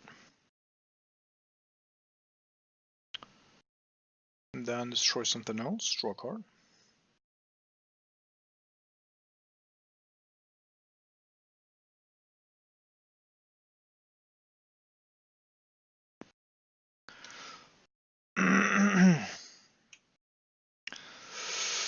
Alright, that's it for today. Went 3-2, played against Bogles, lost very unlucky, and against this bitch, which, well, is just a despisable way of playing Magic. But anyhow, the deck's actually running smoothly. I cannot complain. Um, Croxa is not seeing a lot of play because you mostly don't have the time to actually utilize on its effect. And of course, it's also smaller than Scourge of the Skyclaves and Death Shadow for the most part. And so, yeah, this could be anything. Could be a Liliana's Triumph or whatever. But overall, deck seems fine. And I hope you enjoyed it. And see you around next time, guys.